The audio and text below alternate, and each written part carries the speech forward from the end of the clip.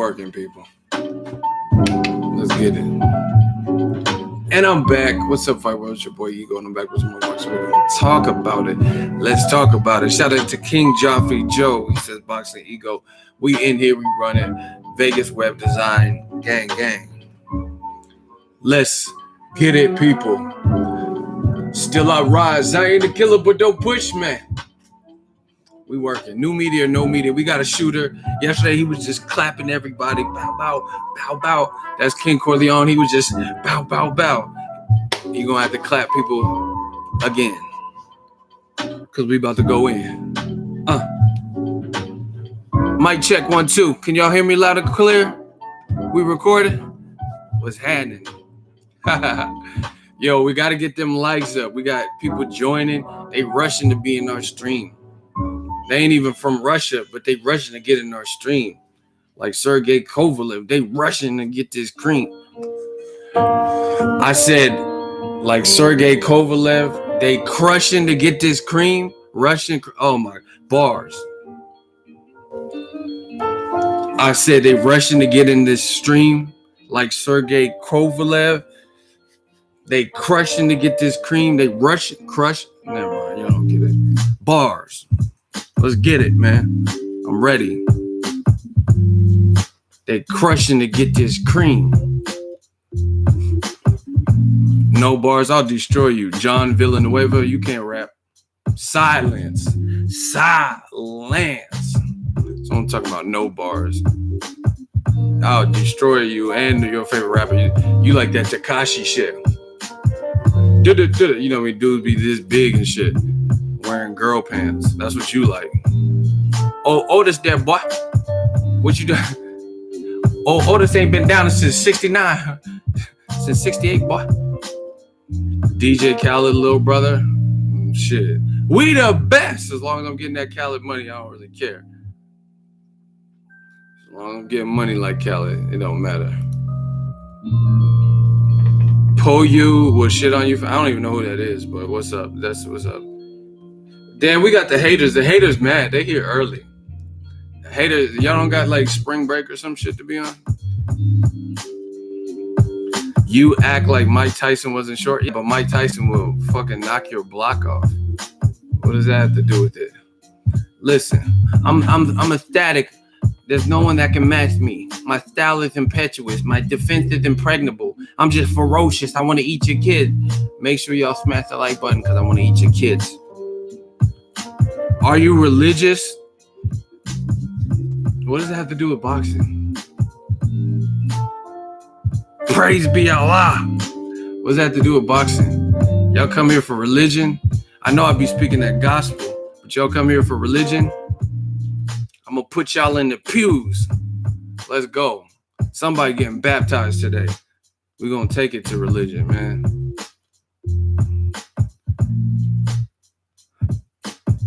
Why you always got sunglasses on? Why you always worried about it?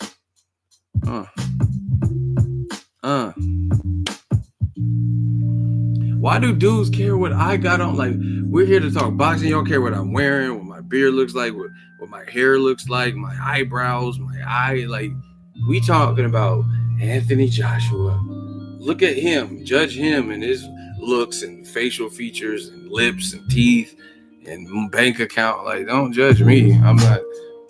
Judge the celebrity. You know what I'm saying? I'm just me. Always be. Why you got glasses, man? Shout out to Robert Singleton. He just donated $2. He said, I broke my back. It's spinal. Shout out to all the people with the broke backs in this stream. Pause. I don't like that. I said, shout out to all the broke backs in the stream. Broke back mountain bars. Oh my gosh. I said, shout out to all the broke backs. That's Heath Ledger and Jake Gyllenhaal, all that. Bars. Let's get it, man. Here come the, Ego smoking. Shit, y'all can say whatever you want about me as long as this payola be. Have my payola right. You know what I'm saying? Smash a like button. I said pause, everybody. Shout out to Daylight. I follow him on Instagram. He was a funny dude. And he be spitting bar. Man, he had this bar that was so tough. This is a long time ago versus Locksmith. And he said, you don't have to be a Marvel superhero, but you will get Captain America. He said you will get capped in America. Captain America. Oh my God. Bars. That shit was so clean. He said, you don't have to be a Marvel superhero, but you will get Captain America. Ugh. You will get Captain. Oh my God. Bars. We working, people. I said pause to the Brokeback. Shit. Don't mean running back to. Yeah, Ego said he's with the Brokeback Mountain shirt.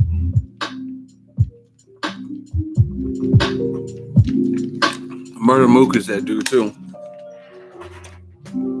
He's like, everybody talking about when AI crossed off Jordan, but they came back to win that game. Oh my gosh.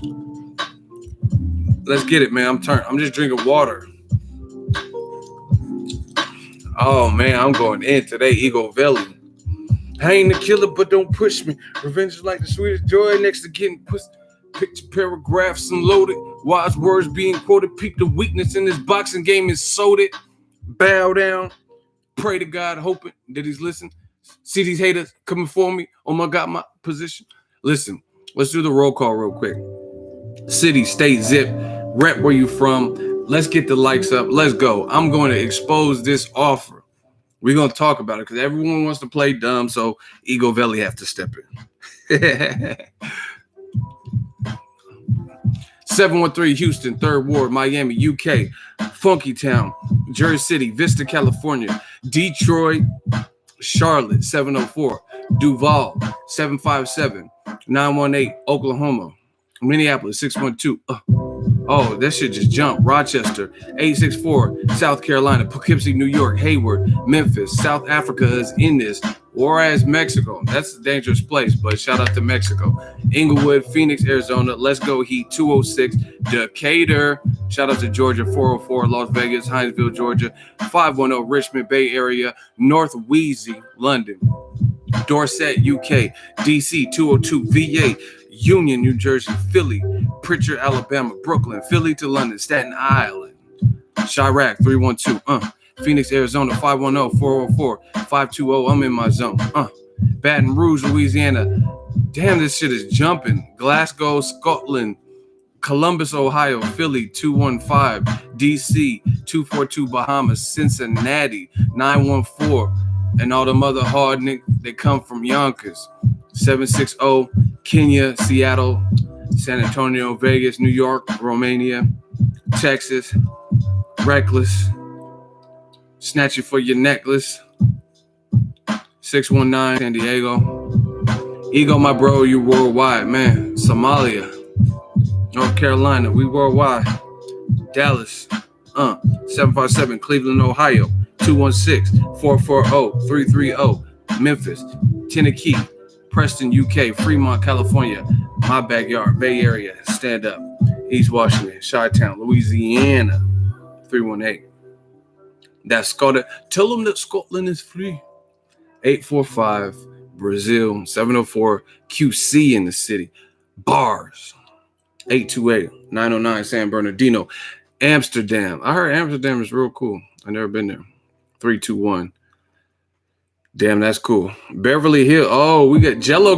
Hey, Jello's back. I would like to talk to you about the Jello. We got Jello back. He back with the pudding. We got the pudding pops. That's so cheap. We covered the chocolate and the strawberry. Hey, shout out to Jello. He was in the stream yesterday. I had to use him as an example.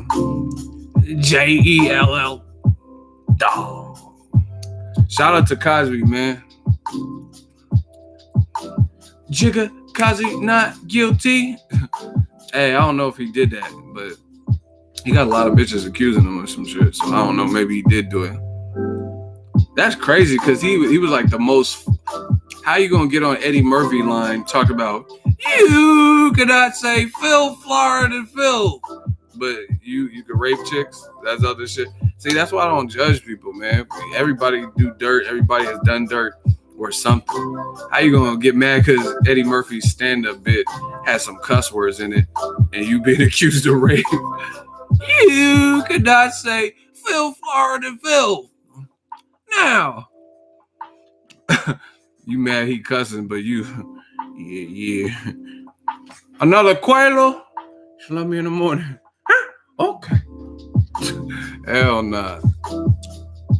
Allegedly, I mean, I don't know if he did it. I don't know who you be. I don't know who you lost to, but that's a lot of females.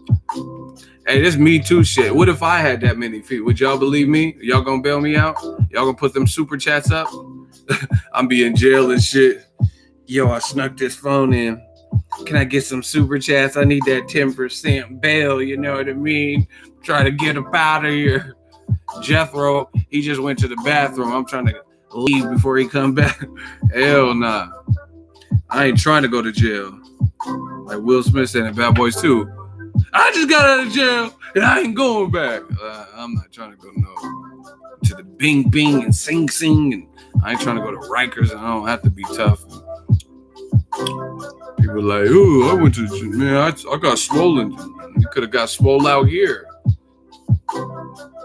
23-hour lockdown. I ain't say no Phil Floor in the field. I'm offended you called. I called Richard Pryor. I was mad. He said Richard Pryor was like, Richard's raw. He's like, when you tell them jokes, the people laugh? He's like, yeah. Well, say that shit. Tell Bill have a Coke and a smile. Shut the fuck up. Shout out to Richard Pryor. You cannot say Phil Florida in the fifth down.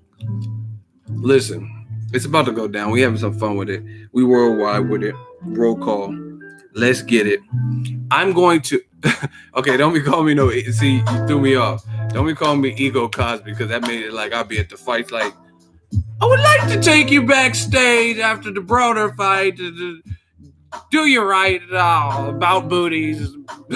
Don't be calling me no Ego Cosby, please. I don't need that. And please print that. Don't be talking Ego Cosby. Hell no. You after the Broder for the Vargas, I'm gonna get you to spark this dark. Nah, only stop that Ego Cosby shit. They're gonna take away my credentials. Oh, you're the Me Too rapist. Like, what? Where you hear that from? I was in your live stream. They said you were Ego Cosby. Hey man, fuck y'all. Talk about some Ego Cosby. You let me put some clenbuterol in your booty. Nah. Hell no. Go into the kitchen and get some utensils. Like some utensils? What? That De La Hoya? That utensils?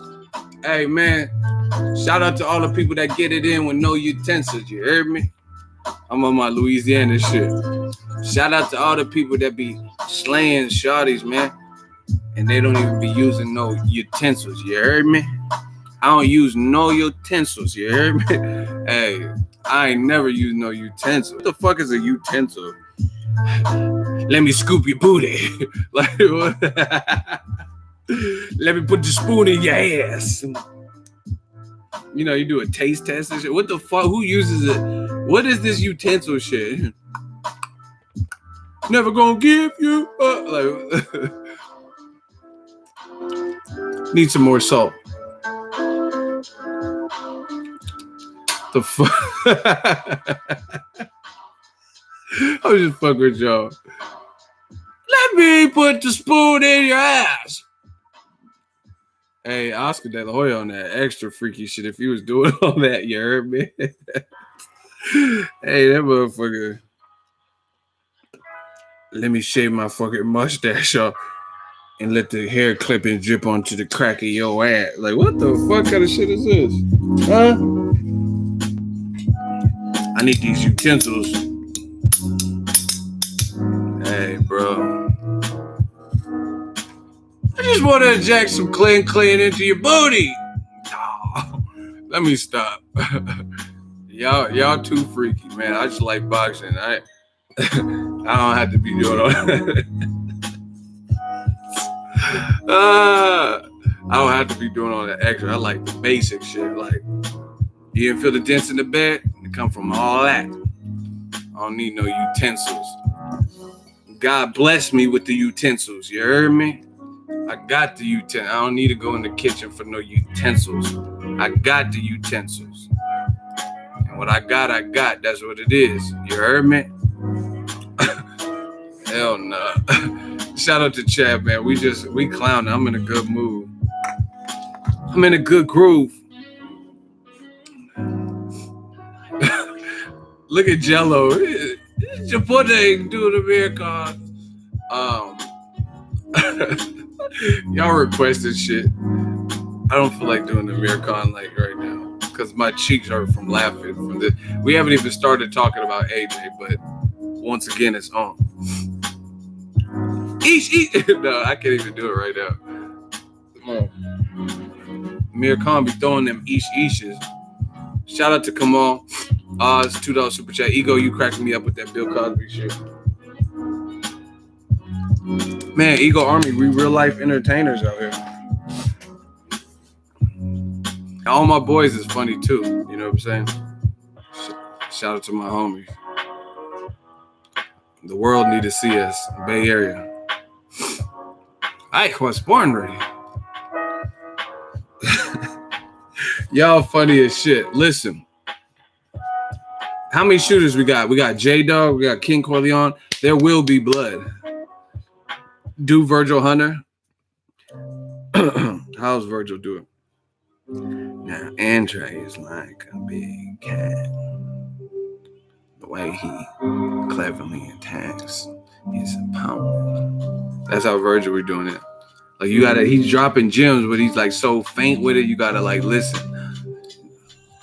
He be on that hustle and flow, that like that Terrence Howard level of like octave. Man, different than the dog, man. Like what? See, I gotta turn the music down to do Virgil because he be on that yin yang. Hey, let me whisper in your ear. Wait till you see my kid. Wait till you see my gym. Oh my gosh. He be on that yin yang. You know, like Coverland. I heard a bird flew in my ear, and I heard that Kovalev likes to drink the vodka. Kovalev be drinking the vodka. He was drunk as fuck when War fought him, when Dre fought him the first time. Like, that's how Virgil would do it. Hey, like what? I'm like eating popcorn at the press conference. Kovalev was drunk the first fight. Y'all knew that? Y'all knew that and shit. Yeah, I heard through the grapevine that Kovalev like you can't stay away from the vodka. So when he knocked down Dre, he almost threw up at the same time because he was drunk. Like, what? Kovalev was drunk like that at the fight? Yeah, he got that Terrence Howard. Man, different than a dog, man. Sir, the soldiers was... Terrence Howard always sounded like he crying and shit in every movie. I was just playing with you, young blood, man. Sir, the black pilot, sir.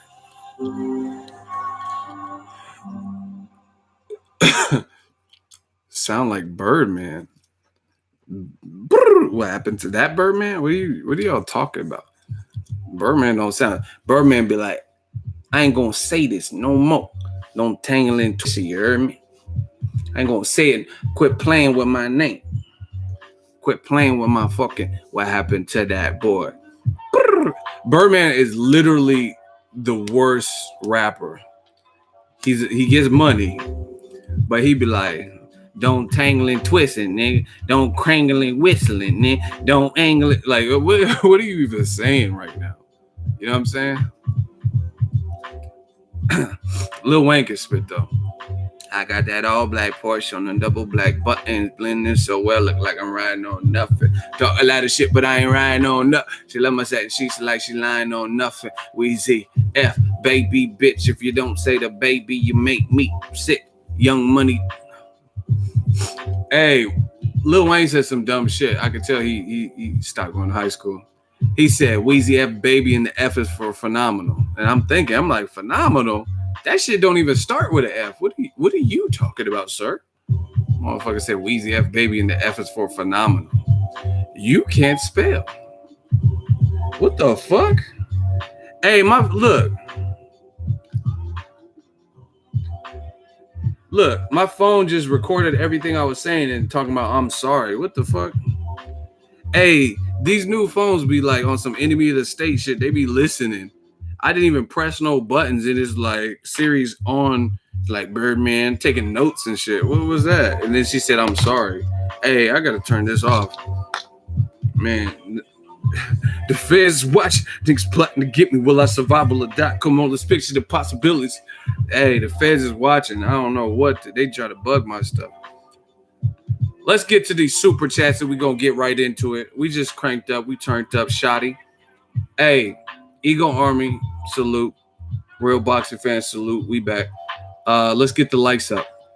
We got 309 motherfuckers in here on a Sunday. We got to do it for the Sabbath. Boss Red, $2 super chat. Appreciate you. It says, yeah, man, I'll cut.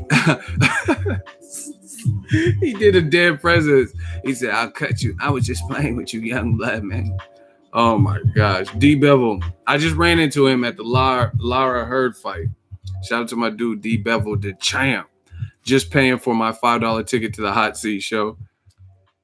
You like what I be putting people in the hot seats. Man, we about to rock bottom this.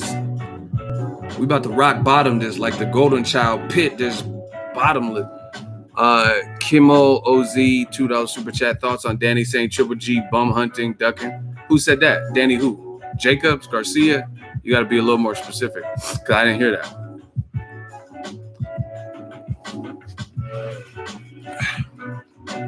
Already another one killing these live streams, man. Muggs is hella entertaining. Thank you, man. We just turned up. We having fun. Danny Jacobs. I mean, listen. Jacobs is my dude. Shout outs to Brownsville. Never ran, never will. Brownsville. I mean, if he said that, I don't know. I ain't seen it. But if he said that, it doesn't sound far off from what I've been saying. I told you. Listen. The truth is here. There's nothing no one could do. Everything starts from now. New media is among us. And we getting humongous. We entertaining. We dropping news. We covering fights. We working. It's over. Everything starts from now. Like, listen, I noticed something. I'm gonna hit Dante up about this too. Because new media, we came and changed the game and set tones. Like, shout out to everybody who's doing it, everybody who has a good message, who's talking this real boxing shit. But I feel like me and Dante were definitely pioneers and instrumental in the YouTube game. You know what I mean? Now it's fashionable to cover boxing. Shit, I used to say something about Triple G, like just a fair criticism, and people would be on my neck. But now you see the tides are changing. You see old media even changing. If y'all want, listen, get to 200 likes, I'll expose the game right now. I was going to do it anyway on this show. But I'm going to show you how old media is even having to change. Because you don't want to miss the bus. You don't want to miss the bus. Either you're going to speak that real shit, that shit to make you feel shit, or you're going to be saying some dumb shit, and then your numbers are going to dwindle down. No one's going to fuck with you. You're not going to get many super chats. You're not going to get that engagement. You know, it is what it is. And it's been a long time coming. We had to fight for this type of shit. We had to fight for this level of equality. But the time is now. Old media, listen, they can stay in their old ways, talking that bullshit. Like, anytime Golovkin, like, this is the type of stuff. Golovkin's under scrutiny for possibly fighting Vanes Martirosyan. Oh, but Floyd's IV. What does that have to do with Golovkin? I mean, what does that have to do? Yeah, what does that have to do with Golovkin Vanes? Shout out to Kamal. Triple G getting stripped of the IBF playing safe for Canelo, which is, we're going to get into that. That's what old media, that's the type of shit that they would do. Triple G under fire for possibly fighting a 154-pounder like Vanes Martirosyan. So they bring up Floyd. What does Floyd got to do? He's retired. Even if he unretires, he's talking about coming back to MMA, which I don't. You seen? I ain't really been making. Like, I gotta make money. So if there's something of interest, I'm not really interested in Floyd being an MMA fighter. I think it's kind of stupid for a variety of reasons. I don't even want to get into it. But that's why you haven't seen me making really many videos about it. I'd rather focus on Wilder, Joshua, Adonis, and Badu Jack. I just dropped interview with my man Badu Jack today. Errol Spence, what he's doing. Terrence Crawford, what he's doing. I'm not really worried about Floyd doing the MMA. No disrespect to Floyd.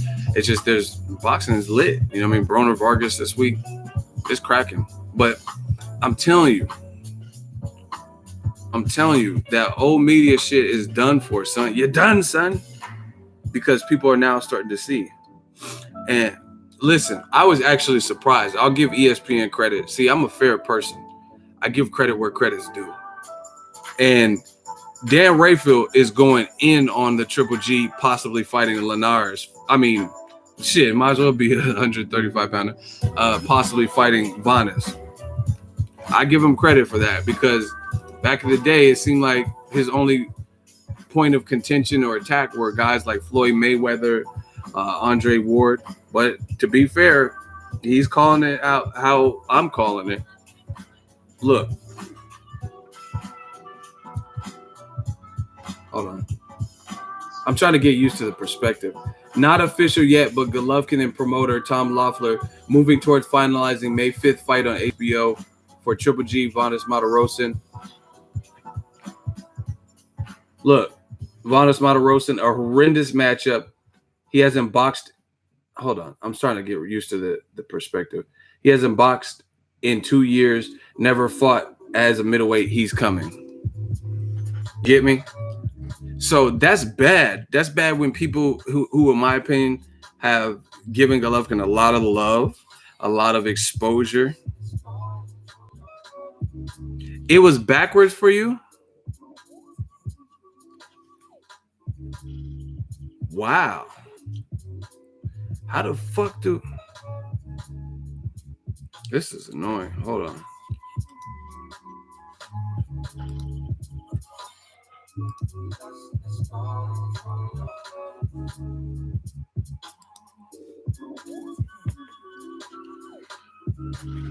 What about this? Can y'all read it?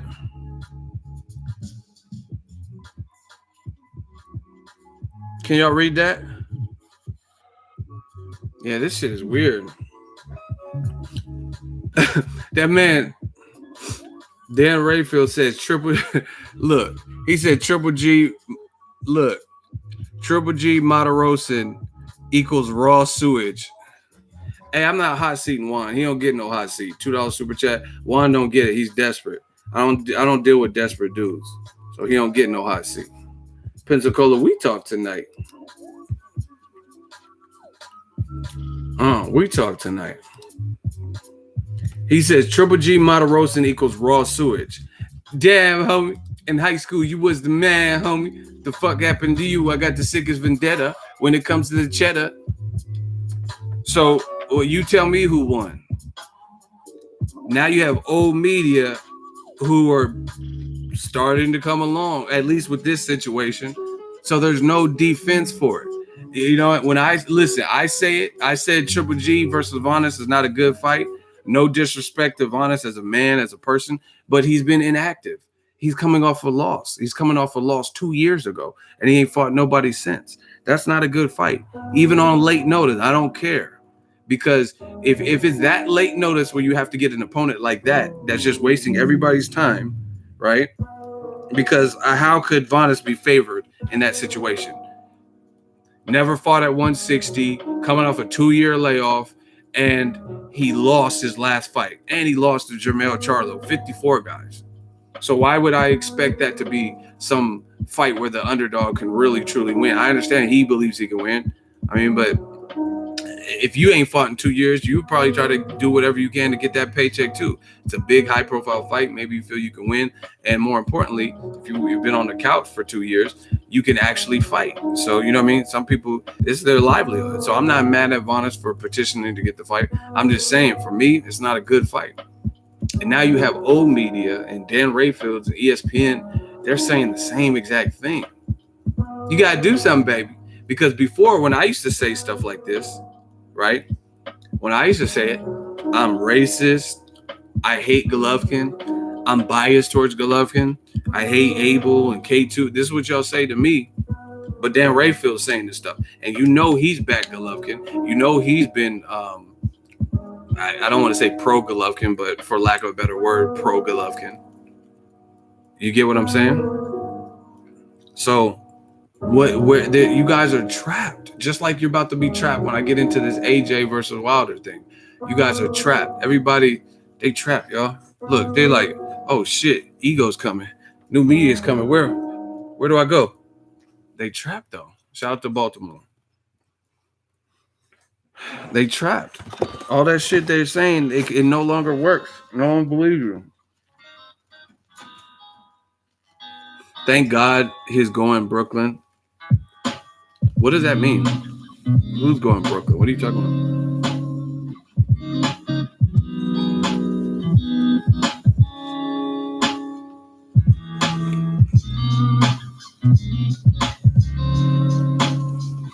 Listen, what are you going to say now when a longtime supporter of Golovkin, who happens to be in the media like Dan Rayfield, is saying the exact same thing?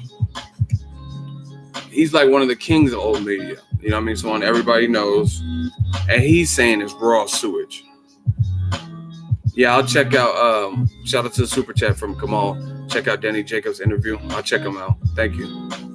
Shout out to Danny Jacobs. He fights April 28th on the HBO main event against Selesky. Should be a good fight. Check it out.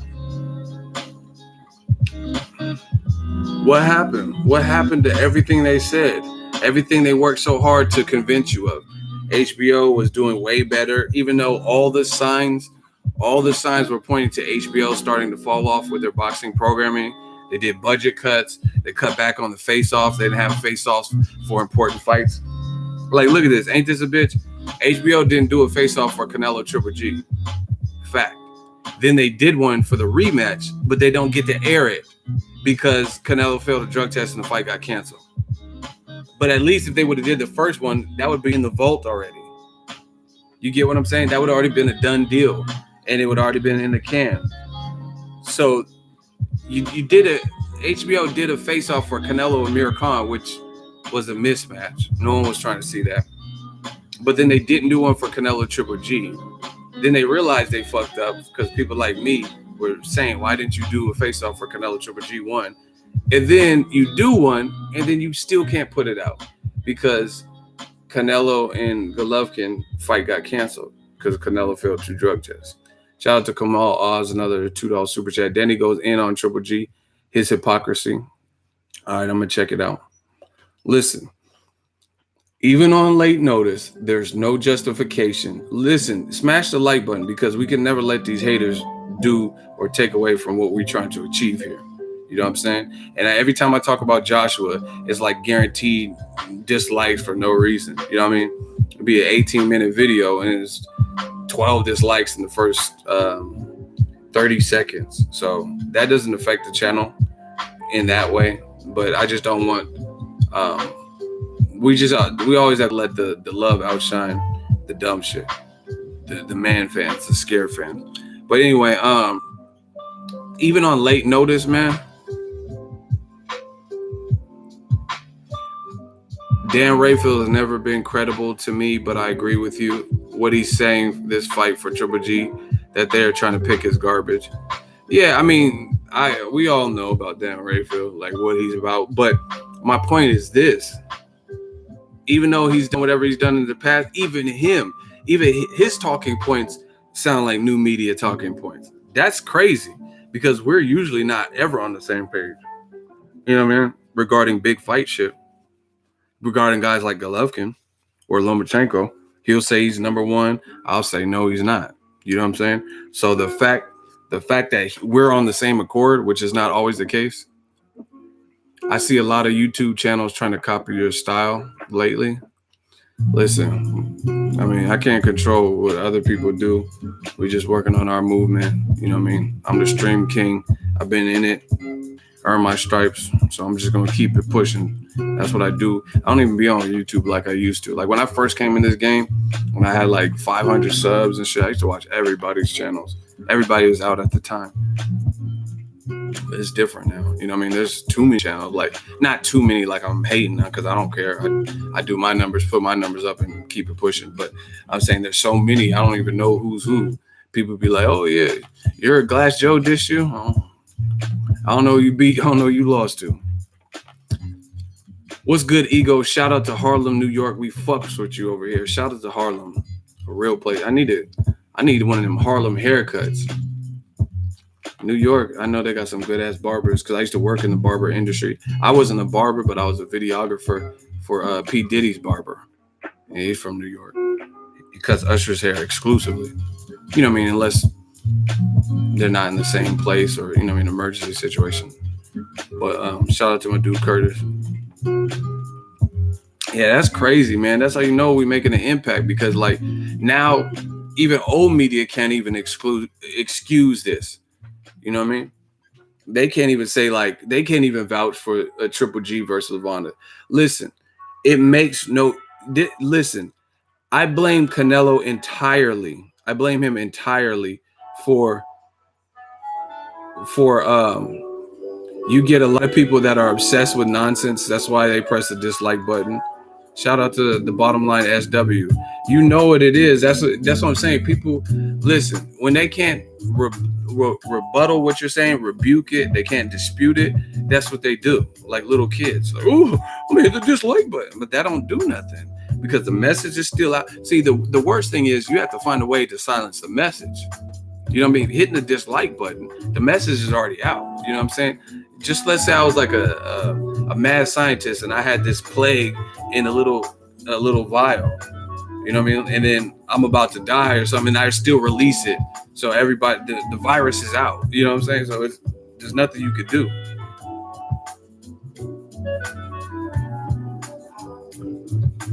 Beating the Odds with Beeb says, got to give credit to the new media channels, because when you do searches for fighters, now you guys' videos pop up at the top of the list. Props to you. Shout out to you. Yeah, man, we just working. Like, we just got to get, like, this is 100% honest. We got to get boxing back to a place where it's fun again. You know what I'm saying? Where we can see some good fight. I'm not unrealistic. I don't feel I'm unrealistic as a fan. I don't feel like Joshua Wilder is a thing that can't happen. In fact, they said after the Carlos Takam fight that it will happen in 2018. And look, it's nothing but hurdles so far. You know what I'm saying? So far, it's nothing but hurdles and drama. And we're going to talk about that because I really got to get some stuff off my chest, Egoveli style, because it's not right. And then the worst part about it is you got these dumbass fans that pander to the bullshit, knowing it don't make sense, knowing it's not what's right for boxing, knowing it doesn't help move the needle for boxing. You get what I'm saying? So as a result, we got work to do. You know what I mean? Ego Army, stand up. We got to eradicate our foes. 48 laws of power, crush your enemies totally. That's what we got to do, because we ain't going to let no one take away this sport or not get its proper shine because people want to make excuses. Like, again, I'm realistic. Keith Thurman, you want to get a tune-up? Great, fine, I'm with it. Even though I don't know the extent of how bad your elbow really is, but fine, I'll give you that. You don't want to fight Errol straight off that. But then when you start saying even beyond that, I'm not fighting no one top 10, then I want to do my mandatories instead of that's something different. You know what I mean? That's why Keith Thurman. But I give Keith Thurman, listen, 300 likes. Let's try to get there. Smash the like button. I give credit to Keith Thurman for this. Versus the Team AJ. Keith Thurman, at the very least, whatever you think about him fighting Errol Spence, I know what a lot of you guys think because you guys have told me in comments and I recognize some of the names. But the thing I give Thurman credit for is this. He got the monkey off his fucking back soon. He just told you. At first, he was kind of entertaining the Spence questions, and he seen that it wouldn't stop, and people kept asking him about Errol Spence. When you going to fight Spence? When you going to fight Spence? Blah, blah, blah. He got the monkey off his back. He's like, they're like, oh, are you going to keep the fans waiting? Or is Errol Spence something we could see in 2018? Thurman just told you. Not going to happen, baby. 2018, not going to happen. You're not going to see it. So whether you're mad, at least Keith Thurman gave you the opportunity to be instantaneously mad, and you just got to deal with it and get over it. The things that I'm seeing with Team Joshua, it's not that. They're saying they want to fight, and Wilder's side doesn't want to fight, and Wilder will get knocked out in 3 rounds, and Wilder's an easier fight than Joseph Parker, which is some bullshit. Because if you have that type of, I'm so frustrated, that Wilder right hand, then nobody is really in the heavyweight division, to me, is that type of, when you're an inch taller than Joshua you have that dynamite in your right hand, then there's no one in heavyweight that is just a way tougher fight than Wilder for Joshua's style. You know what I mean? So at least I give credit to Keith Thurman because at least he let it be known you're not going to see me fight Errol Spence Jr. this year. Team Joshua post-fight, they said, who do you want to fight, Joshua? He says, Deontay Wilder or Tyson Fury. That's what he said. After the Takam fight, they said that the fight will happen in 2018. But now we're hearing a bunch of politics and flat rates, which I'm going to rebuke. So we're going to settle this. Egoveli style, Ego Army, stand up. We're going to settle this. And I'm going to bring up some points and put it in perspective. J-Dog is clowning. He said this is a get back here. Yeah. I don't know. Whatever. Keith Thurman, yeah, get back into recess because he hasn't fought. And he was supposed to fight in May. And they're saying he's hurt. And now Gary Russell's fighting Joseph Jojo Diaz on that same date, split site. So I doubt Keith Thurman is fighting. You know what I mean? It sounds like that's... Listen, I told y'all, don't tell me about no other channels trying to debate me unless they're verified with 100,000. Like, you know what I mean? It has to make sense. If you murder Mook or you Cassidy and you've achieved whatever you achieved and you worked to get to where you got, then they got to catch up. It got to make sense. Don't have me. I'm not debating nothing. My debates are on my channel. My debates are on my channel versus people in the hot seat versus the comment section. I'm not doing that. So that's not going to happen. Like Keith Thurman said, not going to happen, baby. 2018. If someone had a debate, they can debate me right here in the hot seat. You know what I'm saying? That's what it is. It's open, good speaking. It's all entertainment. Well, they can do whatever they want. Listen, don't tell me. I'm about to block you. Don't tell me about no other channels that is like trying to debate me. I'm not doing it because it has to be. You think, okay, so if I run up on Bill Gates and I'm like, hey, let's have a debate. Let's have a debate on computer parts. You think he's going to debate me? He'll be like, who the fuck are you? So get out of here. Ask again. You know what I'm saying? You got to earn your stripes in this game, period. It is that deep. It's not that deep to you, but it's that deep to me. I told you what it was, and you keep going on about it. Listen, when I had 500 subscribers or whatever I had, right? Did you ever hear me dissing Ellie? Did you hear me going against Ellie talking about I want to debate him? No, because I earned this my own way with my own audience. I never piggyback. So it is what it is. Stop asking me. I gave you your answer. Shout out to Boss Red with the super chat, $2 super chat. Should they strip Keith?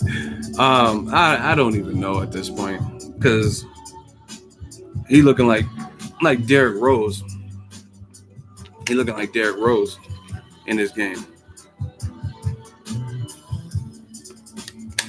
I don't know. That stripping stuff would be weird because like when it's Demetrius Andre with the WBO and Rigondeaux, they get stripped extra quick. Rigondeaux got stripped for losing 2 divisions higher than where he had a belt at 130, and they stripped him. Oh, you lose Lomachenko, it's over. But then guys like Keith Thurman or Mayweather, they may not get stripped. So it's all politics, man. Shout out to Case. What up? What up, though? Y'all tripping right now. Y'all ready to get into this Joshua shit? Smash the like button if y'all ready. If y'all ready, can I get a hell yeah in the comment section? I'm gonna talk about this deal shit. We got to go in, man. Y'all ready? Buckle up. Buckle up. It's about to go down. See, look, I come strapped. I come prepared for this.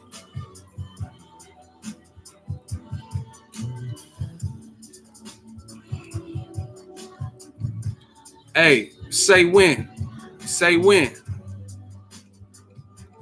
At work, Ego driving a big rig from Michigan to Texas. Keep it live. Forget radio and TV. Hashtag new media. Y'all know. Thank you. Be safe. Have a safe trek. Let's get it in. Say when. Say when. I'm about to go. I'm about to break this down for you. Okay, look. This whole deal with Wilder is, I told you, I feel it's bullshit. If he likes the deal and he wants to take it, fine. Just like him going to Cardiff, you know what I mean, to watch Joseph Parker. If he wants to do it and he's good with that, then I'm good with it. I'm never going to step in the way and say, no, don't take the money, Wilder. If he likes 12 million and that suits him, because I'm not a pocket watcher. I don't ultimately care how much he's getting in the sense of like it's going to benefit me. So at the end of the day, if he likes the money and he thinks it's fair and his self-worth is compensated for, then cool. I would never say, oh, don't take it.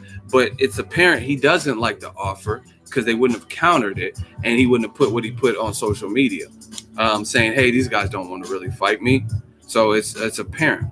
Now, the funny thing is, and we could do hot seats after I get this out, a lot of people play dumb like they don't know what's going on. Like they don't see the contradictions from Eddie Hearn and Team Joshua when it comes to this whole thing. And then they have the nerve to call me biased. But when they type a comment, oh, you're biased, that pussy Wilder, why are you calling him all these names and stuff? Who's really biased here? Listen, I've already talked about this several different ways. Are you guys still here? It's like the chat kind of froze. Is no one just typing?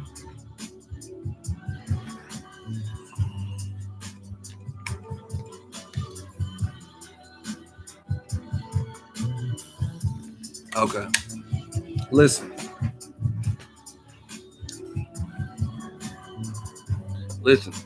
I'm about to break this down. I had to take my gum out and everything.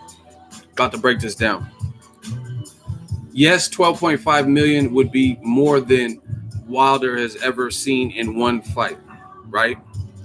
Yes, Wilder cannot make that amount with pretty much anyone else in the heavyweight division, barring maybe like a Tyson Fury at the current moment. But I'm going to explain still why it's a bad deal. It's a bad deal because none of that matters. It's a case-by-case basis. Yes, he has not made that much in a single fight versus anybody, but those other people that he could fight, Gerald Washington, Luis Ortiz, none of them are as big as AJ, and none of them are as big as Joshua versus Wilder combined, right? Because you look at Triple G's numbers. Triple G is not doing great numbers by himself. When he's the A side versus David Lemieux and Danny Jacobs, his pay-per-views haven't done great numbers. But then when you pair him with the Canelo, someone else who has star power, then his fans and Canelo's fans come together in a fight we all want to see. And that fight with Canelo and Triple G holds the record for the third livest gate, the third largest live gate. But again, it's a case-by-case basis. Triple G can't perform that way by himself. You have to have the right dance partner. And that's how most guys are, barring like Mayweather, Canelo, Conor McGregor, and probably AJ. You know what I mean? Most guys, it's going to be dependent on their star power plus the anticipation of the fight. You know what I mean? And that's the case. Joshua himself, he's a big star, but if you put him in there with Joseph Parker, the Showtime numbers didn't do that great. In fact, Edeslandi Lara versus Jared Hurd had higher numbers than Joshua versus Parker on Showtime. That's a fact. And this is not just because of the daytime airing, because they re-aired it later that night at nighttime, and it's still someone get can you out of here, shooters. Can you kink you? I can't go on until he's out of here. Shooters, kink you. Thank you. Shout out to Kennedy Linder and King Corleone. Listen, there will be justice out this motherfucker. Anyway. Joshua versus Park. See, the worst part about, I gotta say this real quick. Kink you. The worst part about people like him is he's talking about, oh, this is boring. But why are you here? If you're in the stream and it's not to your liking, it's boring you, Why would you stay? Why would you even leave a comment? That's that millennial shit. No, this stream sucks, but I'm gonna stay in here. You're entertained. Oh, you're not entertained. Cause why would you be here? Like, I don't like Applebee's. Every time I go, the food is just okay or shitty. That's why I don't go to Applebee's. All the channels, you could have been anywhere in the world, but you're here with me. Anyway, I tell you, they're only here to cause distractions, people. This is what they do. They try to derail the thoughts, but we jump right back on. Now, the whole thing is, like I said, some guys star for like Triple G. He has a good following, but if you put him in with Vanas Matarosin, the numbers probably won't do well. But if you put him in there with the Canelo, Jamal Charlo, something like that, a Danny Jacobs rematch, then they'll probably do better numbers because Jacobs is a rematch, Charlo's an anticipated fight. You know what I mean? You got to make it make sense. So that's one thing.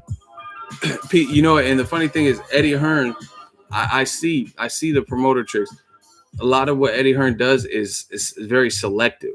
He brings up only the aspects he wants you to see. Not once has he mentioned, like, he did the interview and he says, oh, basically AJ, we don't know what the numbers will do. AJ has never been tried and tested in the American market on pay-per-view, nor has Deontay Wilder. But one thing he's not telling you is Wilder's very last fight, not on pay-per-view, but his very last fight did over 1.2 million versus Luis Ortiz. One thing he's not telling you is that other fights, like Wilder's fight, Jared Hurd and Edson Lara outperformed in the American market what Joshua did versus Joseph Parker, which was a unification. See, he's not going to tell you those things because that doesn't suit his point. You get what I'm saying? So that's for starters. He's very selective in what he's telling you. Hey, your name is Lust87. You really don't want this work. You look like a catfish. Dude, you bias. Be objective. What did I say that you disagree with? You in the hot seat. Now I'm going to give you this work. Lust87. And I feel real moist even putting someone in the hot seat named Lust. I'm okay. I'm in my feelings. Great. Now, what did I say that you disagree with? Since I'm biased, go. Okay. I agree with you. I'm in my feelings. So, what did I say that you disagree with? Everybody, grab your popcorn. It's okay. It won't be long now, Lust. Your time is coming. Are you a guy or a girl? I'm just curious who I'm dealing with. See how them responses slow up all of a sudden? I say, what do you disagree with? You were putting back-to-back commentary and comments. And then right when I put you in the hot seat, all of a sudden everything slows up. Let's hear it. Why am I biased? I agree with you. I'm in my feelings. Now we established that. You have nowhere to run. Explain. What did I say that was biased? You said I'm biased and in my feelings. I agree with you. I'm in my feelings. Now explain the bias part. You go on about Wilder one-sided. You don't speak about how AJ fought Klitschko early and won. Who has Wilder fought bums? Okay. I'm biased, but you said Wilder fought bums and he just fought Luis Ortiz, who's a decorated amateur in the boogeyman, and Joshua ducked him. But I'm biased. Okay. Second of all, Klitschko was coming off a loss and almost a 2-year layoff. Besides that, what do you mean I never gave him credit? I gave him credit for winning. I picked him to win on 7 reasons. Strike one, go. You got to do better than that. AJ has been calling out Wilder for forever. How has all the belts? Strike two, because that's not even grammatically correct. I can't even read that. You got one more. What else you got? Come on, Lust. I'm in my feelings. Let's make this quick. That's why you shouldn't listen to Lust, people. I'm talking about the real Lust. Like when you're like, should I do this? Should I go home with this girl? Don't listen. And then you get burnt by the girl, and then you're like, fuck, I shouldn't have listened to Lust. This is why you don't want to listen to Lust. I'm telling you. But I got y'all. Come on, Lusty. You already have 2 strikes. What did I say that was biased? You said I didn't give him credit for fighting Klitschko, which is a lie. And I even picked him. 7 reasons is on my channel. I picked AJ to beat Klitschko. So So what are you talking about? See how long it's taking? Because she knows she has nowhere to go, or he, or whatever, he, she, whatever it is. See, this is why. Take your shades off indoors. This guy thinks he's Tony Ferguson. Yeah, I think I'm El Kukui. Hey, get this dude, get this bum out of here. His name is, hold on. Get the bum CPEF-C. They want me to take off my glasses. What guy wants to look another man in his eyes? Let me see that sparkle in your eyes. Take off the fucking glasses. Why the fuck would I think I'm Tony Ferguson? Yeah, I'm going to pull out a fight. Like what? Why do I think I'm him? Am I injured? What are you talking about? Lust, final response. If Joshua has all the belts, yeah, he has all the belts, but Wilder has the WBC belt. Strike 3. If Joshua has all the belts, how is he ducking Wilder? He sells out arenas. Wilder doesn't. So he doesn't have all the belts because he doesn't have the WBC. Sophia, thank you for playing. If Lust got an L, put your L's up so we can make this quick. If Lust did not prove how I was biased in this hot seat, put your L's up. Shooters, be on alert. We have a fugitive named Lust. Couple more. Why won't Wilder fight Dillian White? Shock. And see, now you're just reaching for air. You're just clinging on. So first it was about Joshua Wilder. Now you're randomly bringing up Dillian White. Are you Eddie Hearn? All right, shooter, get Lust out of here. That was easy. Damn, look, I didn't even break a sweat or nothing. Look, no sweat. Lust gave himself an L. That's how you know it's a problem. Look, shooters, before you block her. Look, Lust just gave themselves an L. That's how you know they fucked up. Get them out of here, man. Hurry up and look so y'all can see Lust. Someone said, bye, bitch. Shout out to Tyrell. All right, who next? So anyway, the flat rate is some bullshit. Yo, we got over 500 people. Smash the like button. We got to get these trolls. Get your lusty ass out of here.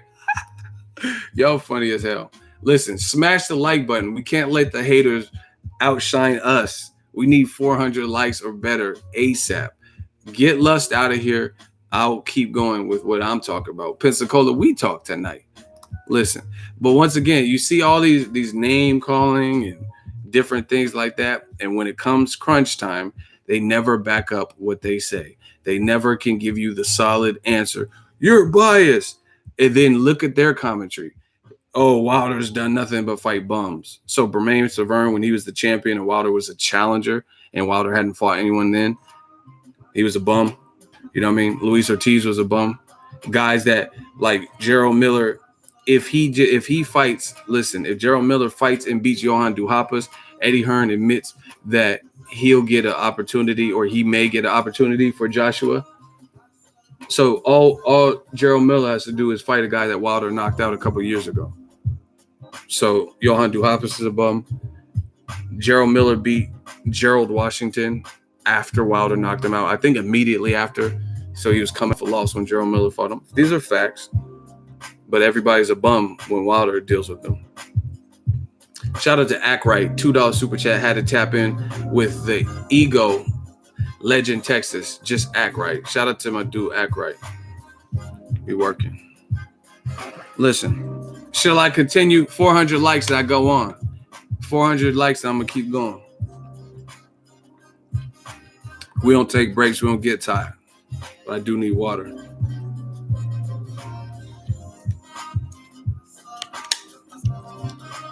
I'm about to fuck y'all boys up. Y'all get that slow, steady ass whooping. This don't have to be a knockout punch. You're just going to get beat brutally in this hot seat.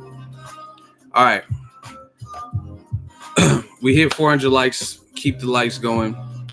This is another issue with what Eddie Hearn said in that IFL interview. He says he's trying to sound pessimistic in front of cameras. He's trying to sound mystic about how much the fight will do. He's saying, hey, if I'm off on my numbers by a small degree, by a small margin, then I'm pissed. So we looked at the numbers for Wembley. They're saying it's $100 million fight, but there's no proof. AJ nor Wilder is tested in the American market versus pay-per-view. But check this out. Y'all ready for this? Eddie Hearn said they're not tested in the American market, which is partially false. They're not tested as far as pay-per-view, but Wilder's been tested. He did the best numbers that Showtime Boxing has had with Luis Ortiz. So out of Broner Granados, Broner Mikey Garcia, and all these other fights, Showtime's had a great calendar. Wilder versus Ortiz did better than any of those fights. So any of the fights you've seen last year or since 2015. And guess who set the record in 2015? Wilder versus Stavern. So as far as a network with the subscribers they have, the best numbers from Showtime have come from Wilder both times since 2015. Wilder Stavern, and then over 1 million again versus Luis Ortiz.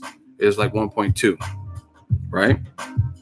So he may not be pay-per-view tested, but he at least has some pretty good, reliable numbers on their regular network. Second of all, AJ's talking about making a fight in the UK, and that's what he wants in the UK. Wilder said, "I'll oblige you. I'll be your Huckleberry." So why do you care so much about the American market if the fight would happen in UK time, where you said Joshua cannot go down the street without being spotted and stopped for pictures and interviews? You know what I'm saying? And see, listen, I could solve all of these problems very quick. This is how you call somebody's bluff. If I'm lying, right? I told you many of things you could do. If I'm lying, tell Anthony Joshua and Eddie Hearn to put that poll on their verified Twitter account. Say, who would you rather see AJ fight next? Povetkin, Gerald Miller, or Deontay Wilder? Run that poll, because I know they both have a good following, and run it on Matchroom Boxing on all these verified accounts. And then you let the fans decide, because ultimately they're weary of what type of numbers they'll do.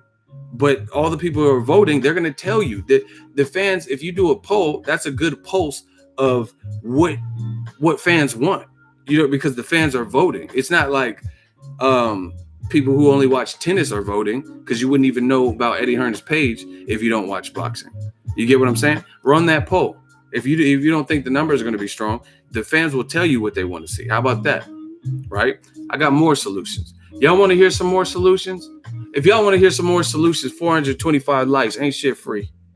If y'all want some more solutions, I'll solve this whole problem right here on YouTube. Right? Y'all want some more solutions? 430 likes. I'll give y'all some more solutions. Okay. Here's another solution. If Joshua and Wilder will perform so shitty on American television for American pay-per-view or whatever the case is, how about your deal is make $12 million for Wilder, 12.5 or whatever you offered him, and then give Wilder all the American television proceeds. Give him all the back end shit. Because it's not going to be shit. So give it all to him. Then that's going to at least appease him, because he'll be entitled to whatever weak ass amount the Americans can produce. Give him all of that. And then you could take all the UK money and whatever flat rate that Joshua gets. Shout out to King David, $5 super chat. They can't mess with you, Ego. You know your shit. Hashtag Ego Army. I'm Egoveli today. So if you feel the numbers for America will be so weak and be so minute and minuscule, then that can give Wilder, put in the contract that you'll give him 12.5 million and all the Americans. So if he doesn't do his part to sell this fight in America, then he ain't eating. He's just going to really be stuck with that 12.5, maybe an extra 500,000 if the numbers are abysmal. How about that? But they don't want to think outside the box and do that, because they don't really truly want the fight, or they don't want it right now, or whatever the situation is. Why won't you do that? If you have no faith that the American market is going to support the fight, and you don't think it'll do well, then give Wilder all of the the American back end money, because it's not going to be that much. So you're not really losing much because you don't think it'll do well. And you know what you got over in the UK. So just take all the UK shit. Sounds fair to me. But Eddie Hearn knows America's big. He knows America will be tuned in. He knows there will be people that are willing to pay for this type of fight. So that's why he's not doing that. See, that's the thing with the certain deals. You give people certain deals that you know they're not going to take. T Breeze, $5 super chat. Ego, these UK fans are about as bad as David Price's suit. I'm done with the David Price suit. Y'all funny as hell. Listen, that's why you give someone a deal you know they won't take. Listen, this is a true story. See, the money just keeps coming in. Brian Jackson, $5 super chat. People say Wilder was losing fights before he ended up KOing opponents. Do you think he should work on boxing better to win on points to solidify his position? No. Who cares? Like, like, no offense, because you did a super chat and whatever, and it's a good contrast of opinion. But that, to me, that talking point is dumb, because if anything, that gives you more reason to fight him. Fight him. He looked vulnerable. He looked shitty. He was losing 5 rounds out of 7. Whatever. Fight him. That would make you want to fight. Look at. See, this is why I know people don't believe what they say with stuff like that. Triple G, when he was mowing through Curtis Stevens or Daniel Gill, right? Matthew Mack, when he was just destroying Martin Murray, when he was destroying these guys, right? When he was destroying them, you didn't really hear people jumping for joy so much. You had Andre Ward, but he was bigger. Boss Red, $357, $2 super chat. You on your promoter stuff, Ego, sounds great. I'm just trying to find solutions. I'm just trying to facilitate a deal. So whatever my brain can come up with, I'm gonna just give y'all some thoughts, and we just vibing out. But anyway, when Triple G was mowing through guys, he had a harder time getting fights. He didn't look like Cotto or Canelo or whoever, Sergio Martinez, wanted to fight him. And I discussed all that. But you look at how he looked in his last 3 fights, he looked human. Kell Brook was but like hitting him with uppies, and his head was going up and all types of shit, right? Daniel Jacobs, I thought he beat him. I was at the fight live. Canelo, some people thought Canelo won. Some people thought Golovkin won, but it ended in a draw. But guess what? Now when Canelo falls out of contention to fight Golovkin, you still got guys who say, let me at him. Put me in the game, coach. So with what you said, if Wilder looks so horrible and he's not a threat and he needs to work on his boxing, then that should be more reason to want to fight him. You don't have a ton of guys calling him out. You got Dillian White. Why is Lucas Brown not calling him out? Why is Joseph Parker not calling him out? You know what I'm saying? Why is Tyson Fury saying that Wilder's the best in the division? Because he has power for 12 rounds. And why is he, he's kind of thrashing AJ. And Tyson Fury really doesn't have no allegiance to Deontay Wilder. He was talking shit to Wilder after the Spilka fight. So it's not like him and Wilder are best buds. So he's just saying that because he hates AJ. Well, he hasn't really showed a history of not getting in with Wilder too. He talks shit to Wilder too. Walls are closing in, people. So yeah, I don't agree when people say that. Like, he was getting outboxed. That's more reason for you to fight him. Fight him. If he look vulnerable and all that, then it's an easier fight for you. And you're gonna make more money than you will with really anyone else. So do it, you know what I mean? And give the fans what they want and make it happen. Now let's get back to this deal thing, this Eddie Hearn deal. I just gave you guys some solutions.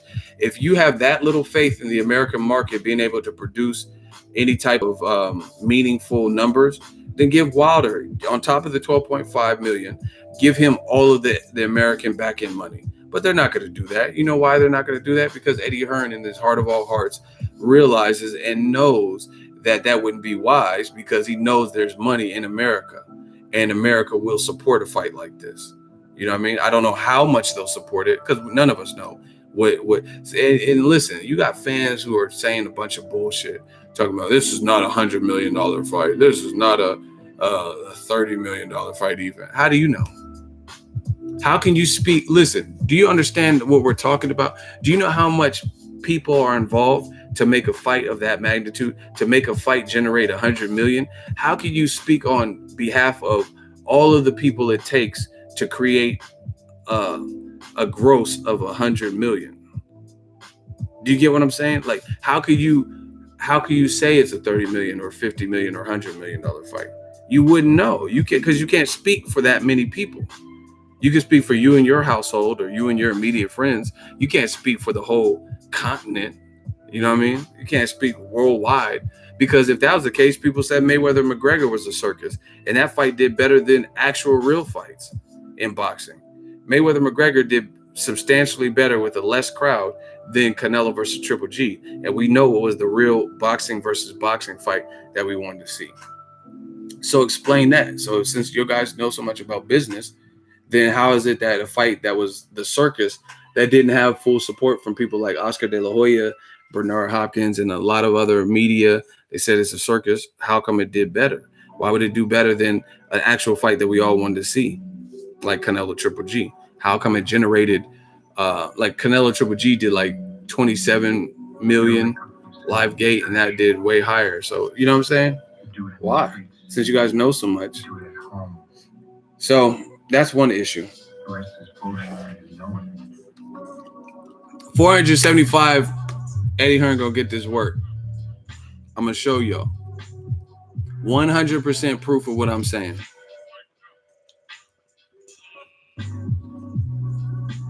$470. I'm biased. Okay. See, and just so you guys know, in the end, shout out to Troy King. He said these hoes don't know shit. We tried telling you. Listen, just so you guys know, in the end, you created this. The people who are, oh, you're biased and stuff, because every time you say that, it just makes me work harder. Every time you say, oh, you're biased, it makes me bring and drop more facts. It makes me do more videos. You can't stop this. Troy King said, I tried telling y'all. That's literally what he said. So whoever, you know what I mean, all the dislikes and all that, you guys are making it worse, because now I'm digging deeper into this.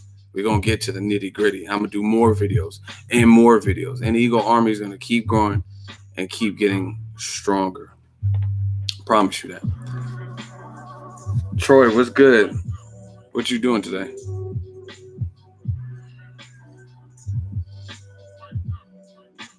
Yo, we need that 475 likes. I'm about to show y'all. Cavaliers are down 17 points in the playoffs to the Pacers. Game 1, okay.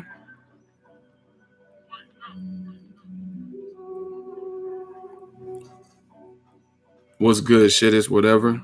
Did you get tatted? Oh, we hit the number. Listen. And you know what's so funny about this that I'm about to show y'all? The thing that's so funny is a lot of this information is coming from UK magazines. I mean, not magazines, but websites. So it makes it even funnier, because you can't use that, oh, you're biased, because it's not even coming from like let's say a biased American website. This is coming from UK. Look. Can y'all see that? Can y'all see it? Or is it backwards? Can y'all see the orientation? Hold on.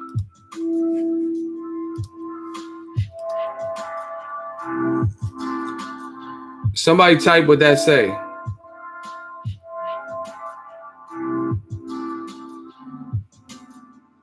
What does that say? How's it backwards still? I just switched the orientation. Okay, so you guys can see it now. Just so y'all know, Eddie Hearn working, this is from the independent.co.uk, a UK based. I told y'all gonna get this work in this episode, this live stream. Y'all want me to expose the truth? Hit that like button. Eddie Hearn working on a deal to sign Deontay Wilder to Matchroom ahead of super fight with Anthony Joshua. Okay. Look.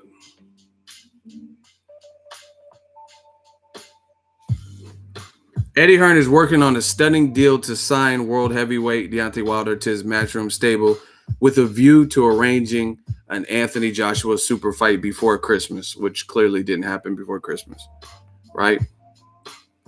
Imagine, this is a quote from Eddie Hearn. Imagine how big Deontay Wilder would be if he signed for us in the heavyweight mix that you got. Tony Bellew against David Haye, Joshua Dillian White. If I was Deontay Wilder, how could I not think that signing with us was a good idea? We got a foot in with American partners and we work with everybody. I could pay him probably double his highest ever purse to face Dillian White, and then I could set up the Joshua fight very easily. So if he fights Dillian White, you could fight it, you could sign it very easily. But since he didn't, I guess the very easily is out the window. I could set up the Joshua fight very easily. Why wouldn't you do that? So I thought you said it was going to be easy, right? This ain't Berto. Remember when Floyd said that to Guerrero? This ain't Berto. You dealing with the real one.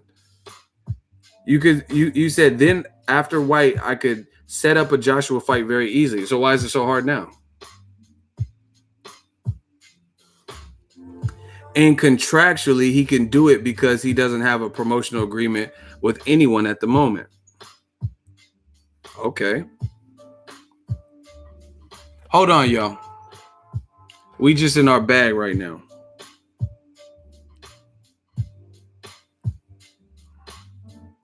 I will continue. Just give me a second.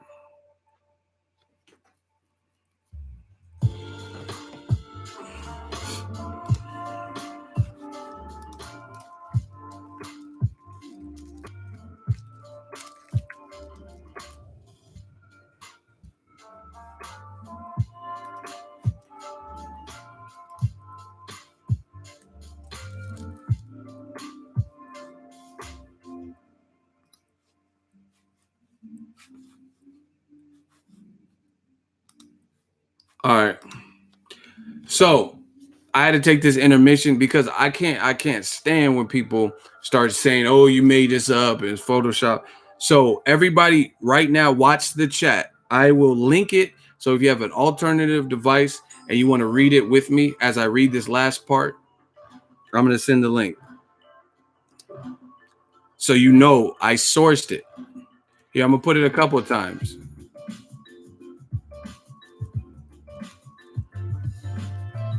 Check the chat right now so you can read along with me. We working. They can't stop us.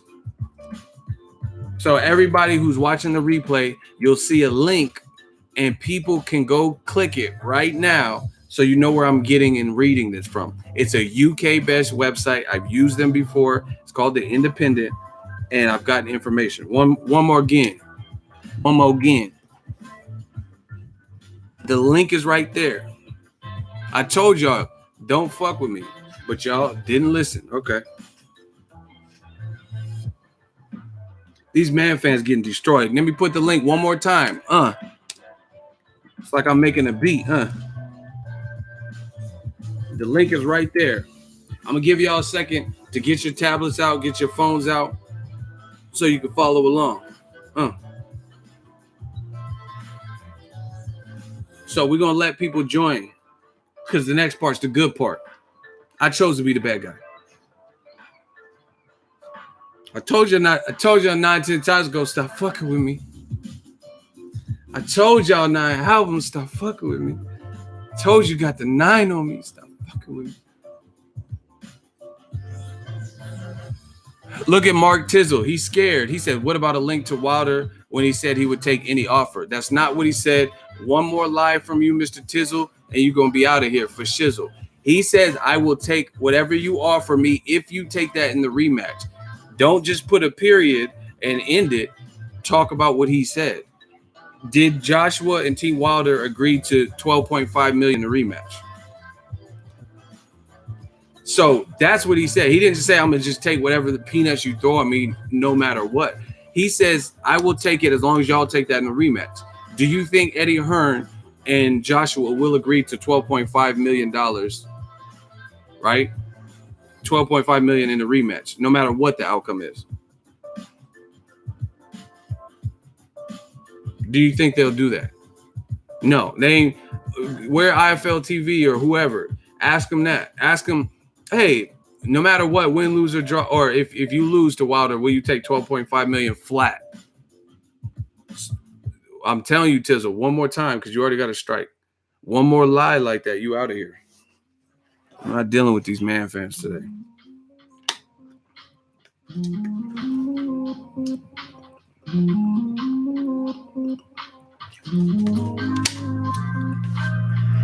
See how they have to tell half truths? They have to say half truths. They can't just say what Wilder really said.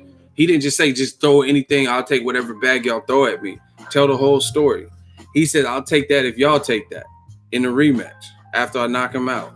That's what he said. So I ain't seen one report that says Eddie Hearn and Joshua down to take $12.5 million flat if they lose in a rematch. I'm going to put the link one more time. Hopefully y'all can catch up. In case y'all want to read with me.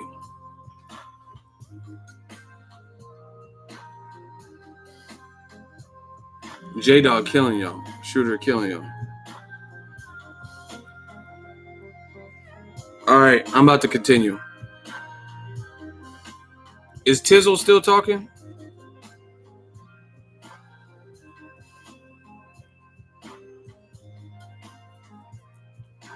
All right, this is the fun part.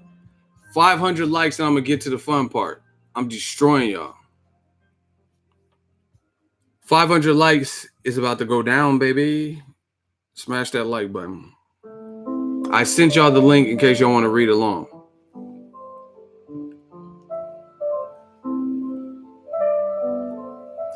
Okay, Eddie Hearn says, imagine how big Deontay Wilder would be if he signed for us, the heavyweight mix we got. But Hearn said, and I quote, of course it depends on the pay-per-view buys. Listen up. Of course it depends on the pay-per-view buys, but I would hope that a fight between Joshua and Deontay Wilder generates over 100 million pounds. I think it would generate more than Mike Tyson against Lennox Lewis did. So Deontay Wilder, come to the party and we will double, triple, quadruple your paydays. Let me run it back. Of course, it depends on the pay-per-view buys, but I would hope a fight between Anthony Joshua and Deontay Wilder generates over 100 million pounds. I think it would generate more than Mike Tyson against Lennox Lewis did. And I left the link for all of y'all. Look. I'm trying to get it so y'all can see it. But the link's in the description.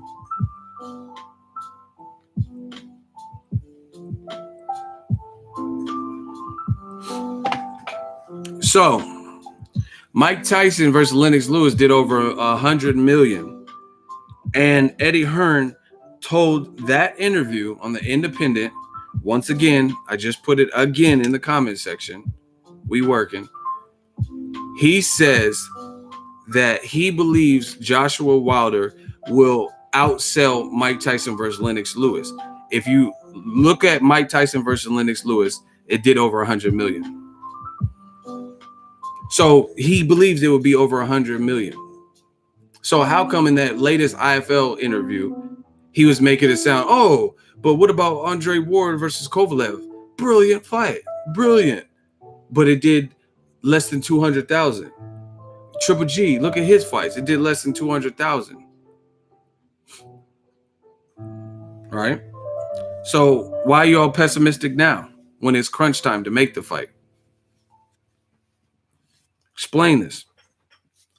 I told you, I'm not a regular mortal, man. This is Egoveli speaking.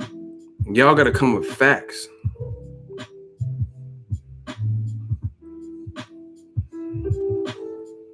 Y'all gotta come with facts. So explain.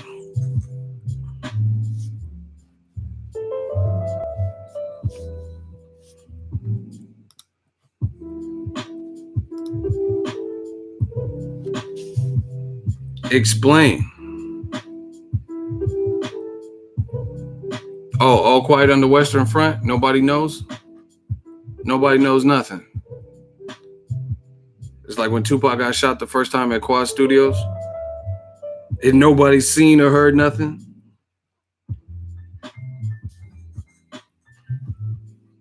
So he admitted in a previous interview, which was this year, right, that he thinks it'll surpass Mike Tyson, Lennox Lewis, which did over 100 million.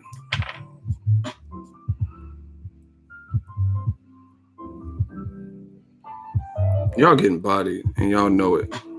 But I'm biased. Okay. How much did Mike Tyson versus Lennox Lewis generate in dollars?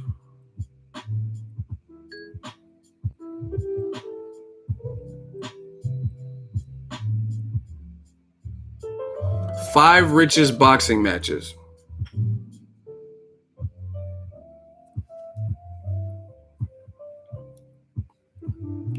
That's not the real page. That's not his real page, 78's real page. Y'all would just be falling for whatever. Look, Lennox Lewis versus Mike Tyson, June 8, 2002. This is on CBS Sport. Tell me if y'all can read this. What'd that say?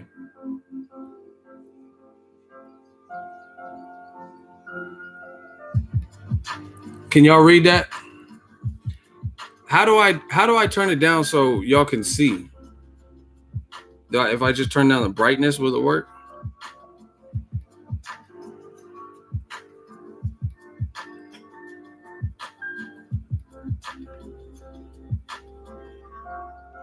Why can't y'all see that?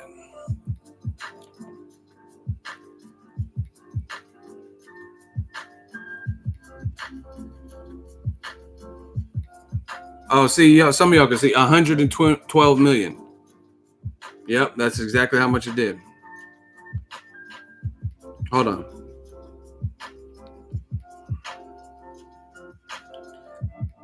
We working.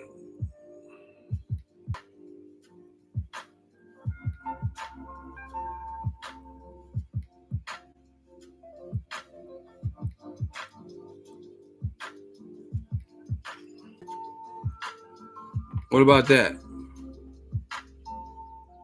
Okay, y'all see?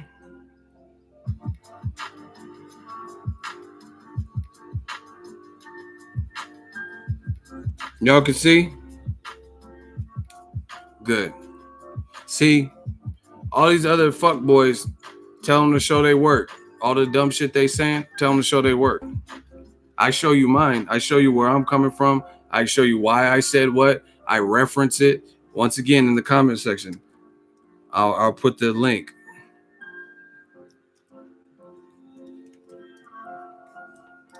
Tell these young boys to catch up. Show they work. That's the link to where I got the information where Eddie Hearn said. So now you explain it to me. So now we're getting somewhere. So we have proof that Eddie Hearn has been on record, at least what he said at that time, which was earlier this year, that he believes this fight will surpass Mike Tyson versus Lennox Lewis, which did 112 million and is one of the 5 richest fights in boxing history, right? So that being said, why offer him a $12.5 million deal and act like everything's on the low side in that IFL interview? Explain that. Why offer him? Y'all was saying it's a good deal, but I just showed you, once again, link in the description, I just showed you how he feels that it's going to be over Lennox Lewis, Mike Tyson profits. So why the fuck would Wilder take 12.5 million? I told y'all not to fuck. Y'all could do whatever, say whatever to Ego. I told you, Egoveli is a whole different monster. Y'all don't want to see this part of me. You know what I mean? It's like Bruce Banner versus the Hulk. Y'all don't want it. I got gamma rays and all of that. Explain it. So why was he acting on IFL TV? Eddie Hearn was making it sound like the fight's going to be dreadfully low and we're not secure. We're not certain the type of money it'll do, right? Don't blame this on me because I showed you what I said and why I said it. He says he believes it'll do over Mike Tyson versus Lennox Lewis. So then that's how you know it's a low ball offer because he's on record. See, this is the fucked up thing about the game.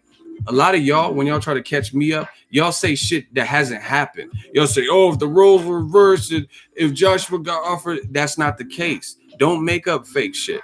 I'm not making nothing up. I'm showing you a fool. So now somebody's credibility is at stake. It's either me, the independent, or Eddie Hearn. And it's damn sure not going to be me. And it's damn sure not going to be the independent.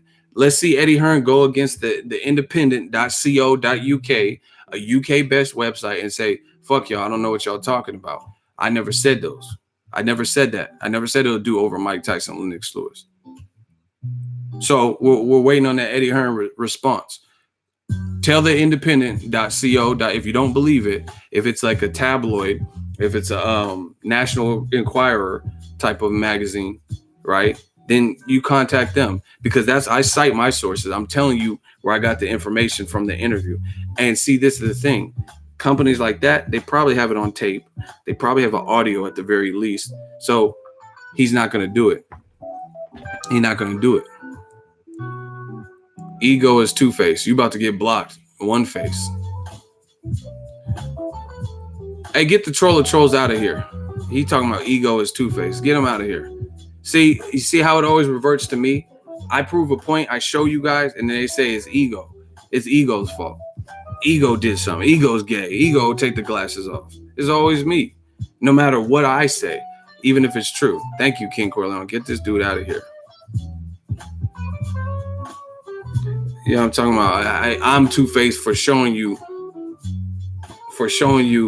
why I feel a certain way. This is what y'all say. Y'all say, oh, you're full of shit. You don't know shit. So I'm like, okay, I don't know shit. Let me show you. And then when I prove that I do know shit and I show you how to get there, the same information as me, then ego is two-faced. You tell me who won. So once again, all the people that said this was a great deal that Deontay Wilder would take, it's a slave deal. It's a lowball deal because you heard it from the promoter himself that guess what? He thinks this fight will generate more money than Mike Tyson versus Lennox Lewis, which I just showed you. Mike Tyson and Lennox Lewis generated $112 million in the 90s. So if he thinks going to achieve profits that high, then how is $12 million suitable? Listen, I'm not the smartest brother in the world, but we can move that decimal point. If the fight does 112 million, even though he said more than Lennox Lewis, Mike Tyson, if it does 112 million and they're trying to offer him 12 million, that means 100 million is unaccounted for going to the other side. So that means he's getting like 10%.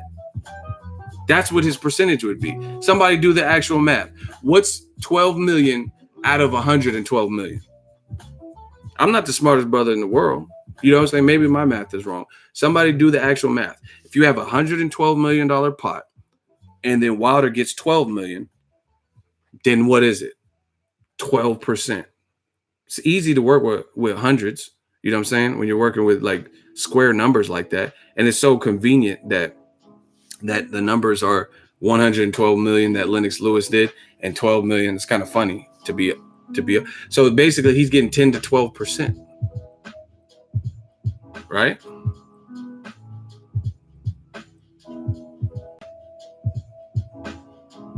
It's a slave deal. If the fight generates that much money and Wilder's stuck getting 10 to 12%, plus he got to pay his team, that's a slave deal. Because how you going to get 12 million? Eddie Hearn said it. I didn't say it. I didn't compare it to Lennox Lewis Tyson.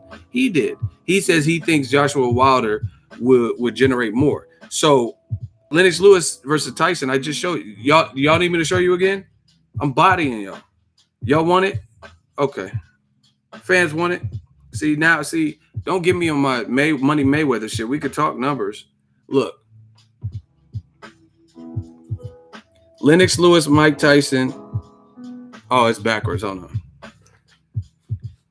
Hold on, y'all.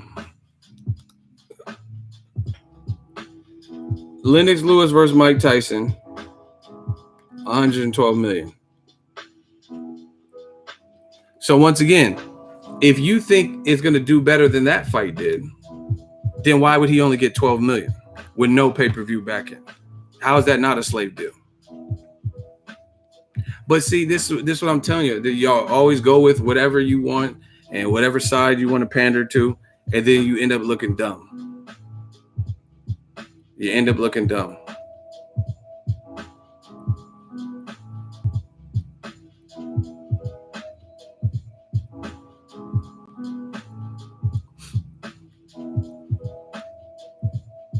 End up looking dumb.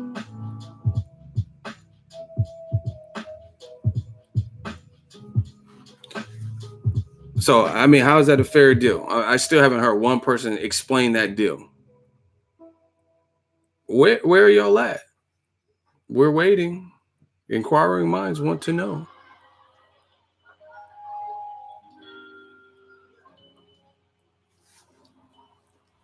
Oh, no answers?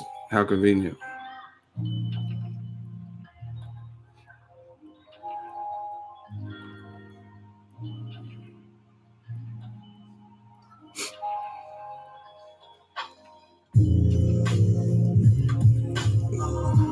We're going to take a brief break and wait for them to respond. I'm waiting. When are they going to respond to me? Can you all make them respond?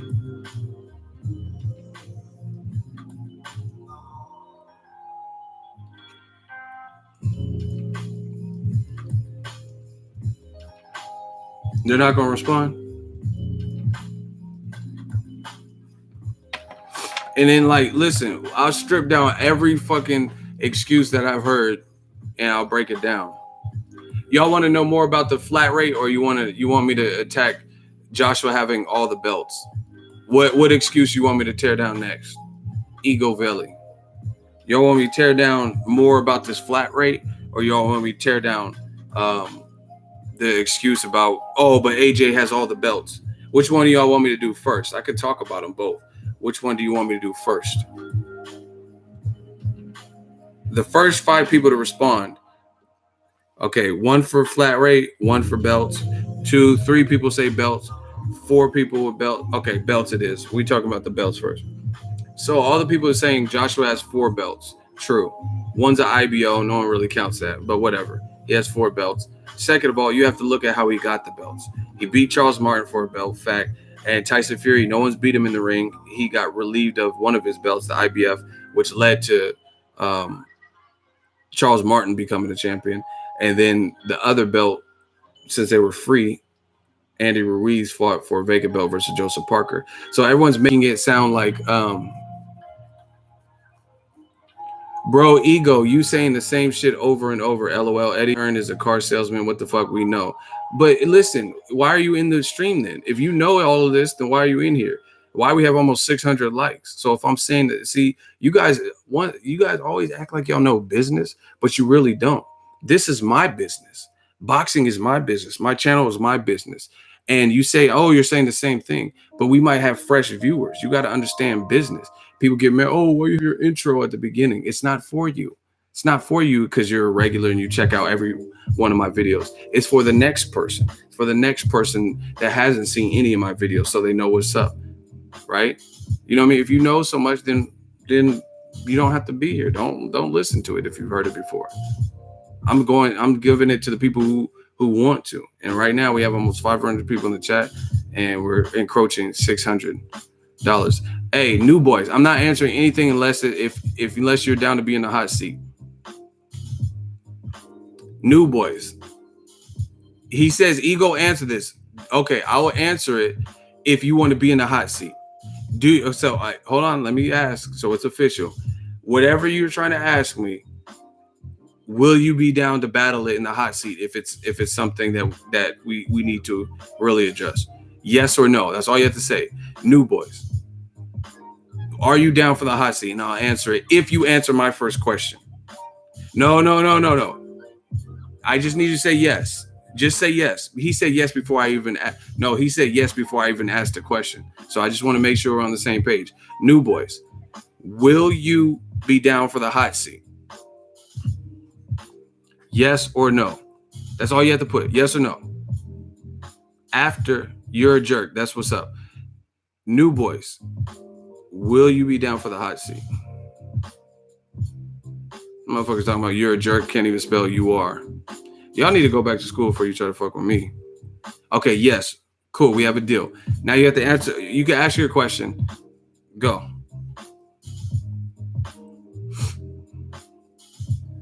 So just copy and paste whatever you put before. And we got to see what the question is to see what you... Wilder said he would take 90-10 if he gets 90, if he wins. So, hold on. Deontay Wilder said he would take 90-10 split if he gets 90% if he wins. So, he never said that. He didn't say, everybody type, these young boys can't beat me. He never said he'll take 90-10 and he'll get 90 if he wins. He didn't say that. No, he didn't. He said, I will take whatever you offer me. I'll take 10% as long as you are willing to take that same deal that you offer me in the rematch. He didn't say, give me 90% if I win. So why do y'all choose to be in the hot seat to get flamed up that fast? When he didn't say that. He said, I'll take 90-10 if you get me 10%. Or if you take 10% after I knock you out. That's what he said. He didn't say, oh, if I win, I get 90%. So you're already lying. And look, real boxing fans is calling you out. So he's lying. He did on the Breakfast Club. Now I know you're lying because he didn't say that. He said, you see, you must have been eating breakfast or something while you were watching it because he didn't say that. Okay, did anyone hear him say he'll take 90% if he wins? Or did he say, I'll take whatever deal you offer me as long as you... We are saying the same thing. No, we're not. You just said 90. He didn't say anything about... He said a rematch scenario. You didn't say nothing about a rematch. So we're not saying the same thing. He didn't say he said, I'll take whatever bogus deal you offer me in the first fight as long as you guys take the deal. Okay, he said that's what I'm saying. Okay, so what's your question? He said you'll take the same deal in the rematch. So what's your question? So what do you disagree with? I don't get where you're going. Yeah, he said reverse it on the rematch. Okay, so you didn't say that. He said 90-10 and 90 if I win. You didn't say nothing about a rematch. So now that we cleared it up, he said, yeah, let's reverse that deal. Whatever deal you offer me, I'll take it and we'll reverse it if I win. So what's your point? I don't even understand what your question is now.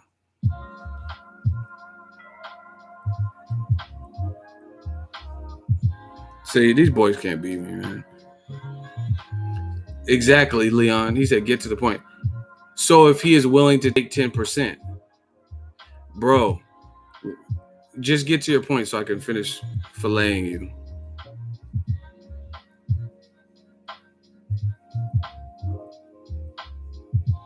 Don't call it a slave deal. It is a slave deal. Okay, let me end this kid because he's just talking in circles. It is a slave deal because Wilder never said it was a great deal. He on the Breakfast Club, on the Wake Up Show, he didn't say it was a good deal. He's basically playing Eddie Hearn's own game on him, saying, hey, if you offer me some bullshit, cool, I'll take it. And then you take that same deal on the flip side. And he's not saying it's a good deal. He knows it's a shitty deal at 10%. But he's saying he's doing what Eddie Hearn's doing to him, offering them something that he knows that they would not be down to take. But then he's saying, call my bluff. I'll take 10%. If you put in the contract that you'll take 10% after I beat you. Right? Now, see, look, this is how you know these dudes is getting killed. This is how you know. He says, now he's switching his whole argument. And you also said you're not interested in the money side. So why are you talking about money? I'm talking about money because they're talking about money. You know what I mean? Now you're switching up. Me talking about money has nothing to do with it. And I told you guys, you misconstrued and take things out of context, right? Hey, get CFF CCC out of here. First shooter to do it. Everyone give him a round of applause. CFF CCC. Get him out of here. Shooters. Strap up. Strap him up. Listen, new boys, you take what I said out of context. I said I don't personally care about money in turn because they're not giving me any of the money. That's what I've said multiple times. But I say I talk about it on my channel because fans want to know about it, and I talk about it as it pertains to boxing. But let me have it my way, then I wouldn't really care about viewership. I wouldn't really care about who purse splits. Meaning my focus is not on those things unless they're going to give me money. But you're trying to switch it up because now you're taking away from your first argument. I've already slaughtered that. And now you're trying to jump to something else. So just to clarify, I don't care about Wilder's money unless he's going to give me some. And I don't care about Joshua's money unless he's going to give me some. But I do have a channel, which is a business, that I talk about it because I'm not going to not talk about current events and what's being said because I personally don't care about someone's money. You know what I'm saying? So that alienates that dumb statement. Second of all, the whole point, just to put you further in that coffin, is we have not heard Team Joshua say we agreed to take the 10% in the rematch. So as a result, then they're not calling Wilder's bluff. He didn't say, I'll take 10%, end of story. He said, I'll take 10% if you take 10% after I beat you. So show me the article where I can see where Team Joshua agreed to take 10%. How do I get there? So you knew about the Breakfast Club and all that. That's great. So tell me where Joshua and team accepted the reverse deal, the 10% in the rematch. You got 15 seconds. Shooters, arm, strap up. We got us a hot body.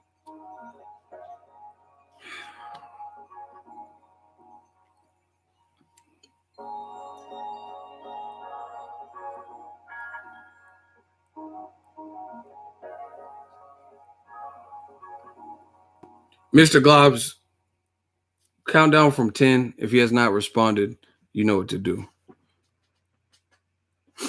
Count down for 10. See, I don't even know why you guys even try. So your whole point is null and void because he never said I'll take 10% no matter what, and I'm good with that. He knows it's a shit deal, so he offered them a deal that he knew they wouldn't take.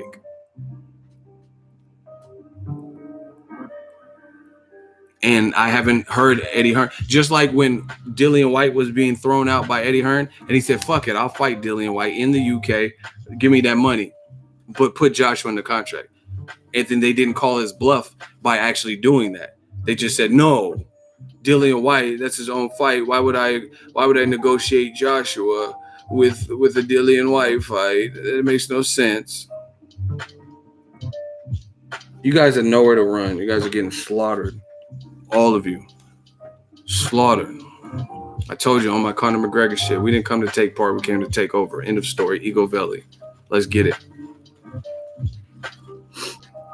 Hey, get CL Hughes out of here. He's annoying. First shooter to get him out of there. Everyone give him a round of applause. CL Hughes. He keeps putting retarded comments. CL Hughes. We got to start catching people in the scope.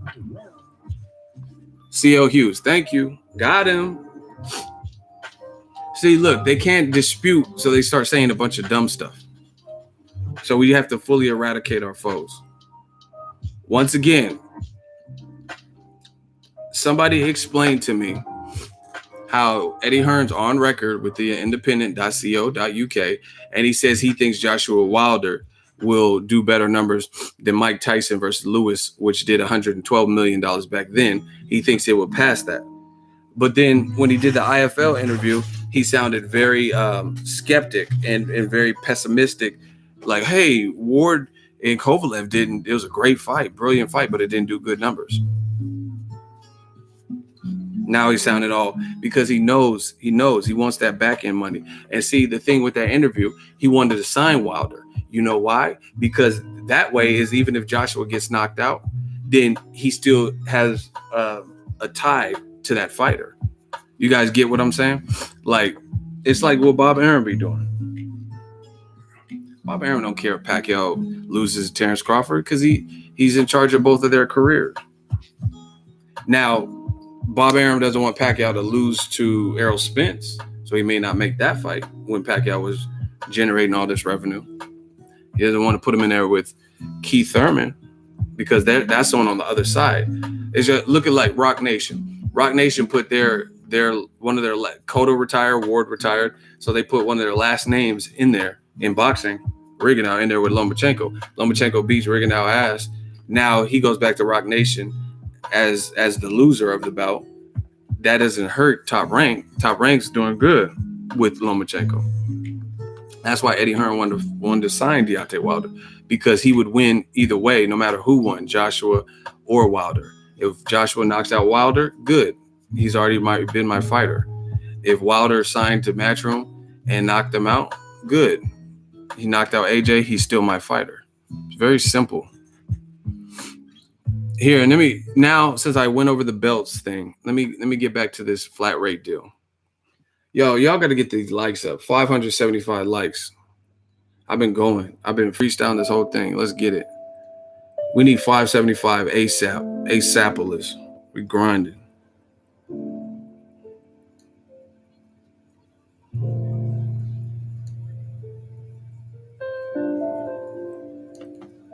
Smash the like button. Oh, we getting up there. 600. Let's go, man. I need some water. Hold up.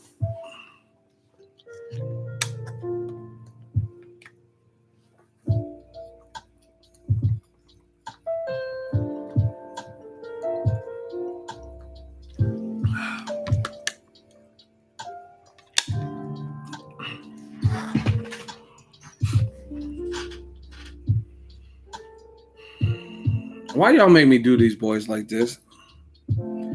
Hey, should I get my haircut before New York? What y'all think? I need to get my haircut before I go back to New York?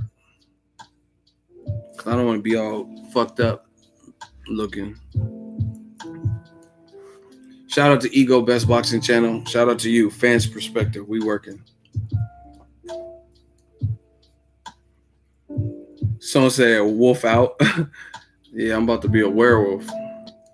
Someone said Eddie Hearn gonna be there. That's good. You need to bring Joshua. I would love to get some questions with both of them right then and there, and ask them, like, do y'all really want? I want to know. Do they really want the fight?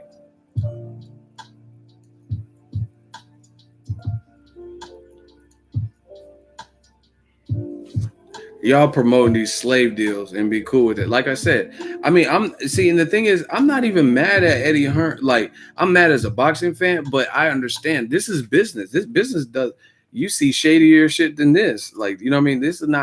This is unfortunately what happens in the business world. If people can do it and get away with it, then they're going to do it. Like, look at Chipotle. Chipotle has pretty good guacamole, but the shit be like $2.65 if you want to get a side of guacamole. The price for the guacamole is so expensive that they have a sign up on the menu that explains why it's so expensive. Shout out to DOG215, £2 super chat. Catch Eddie and grill him, make him stutter. Ego. Y'all funny. And you from the UK because you have the pound for the money. But Chipotle, their guacamole is so expensive that they explain why their price on guacamole is so expensive, but people are paying for it. So, you know what I mean? You think they're going to make the guacamole cheaper, 75 cents? No, because people are paying the $2.65 or whatever the fuck it is. You know what I mean? So this is business. I understand business, but when the fans get involved and people are starting to like agree to this, like, come on, man, we know what it is. Yo, we stuck at 598. Smash the like button. We working, people. We working. Money gang, working. Gang, we working. That's right, Ego, an American Werewolf in London. Yeah, man, I should go out there, Grizzly. Would you work for a penny? Hell no. Yeah, man, Ego Army. We the Navy. We the Army. We do this. Let me body this flat rate shit some more. So as far as this flat rate, check this out. This is how you know that it's not what he's saying, what Eddie Hearn is saying. Y'all listening? Because listen, if you assign someone a $12 million flat rate, right? If you sign, how did that Hughes dude come back? See, they be hating, but then they want to come back. Why would you want to come back? Listen, I got to put my shit to the back, man. Why do they want to come back so bad if the channel is horrible? It goes to show you they don't believe what they say. Listen. Here's the thing with the flat rate. This is how I know it's not what Eddie Hearn is saying. Because check this out. With the flat rate, let's say 12.5 million, with the flat rate, you can end up overpaying someone if it does as bad as he's making it sound like it possibly could, right? So remember when Terrence Crawford fought Victor Postal and the fight did 50,000 pay-per-views? Imagine if Top Rank paid Terrence Crawford $12 million for that, and then it did abysmal numbers on HBO pay-per-view. Or even maybe Golovkin versus Lemieux. It didn't do good numbers, and let's say they gave him $14 million. Then they could end up cutting into the budget and the profits by paying someone that much, one person that much, because whatever Wilder gets, Joshua's going to get more, right? At least in the first going. You get what I'm saying? So the thing is, you're going to possibly overpay somebody by giving them a flat rate. That would be a ultimate business no-no. You know what I mean? By just saying, hey, 12 million. If you really thought it was going to listen.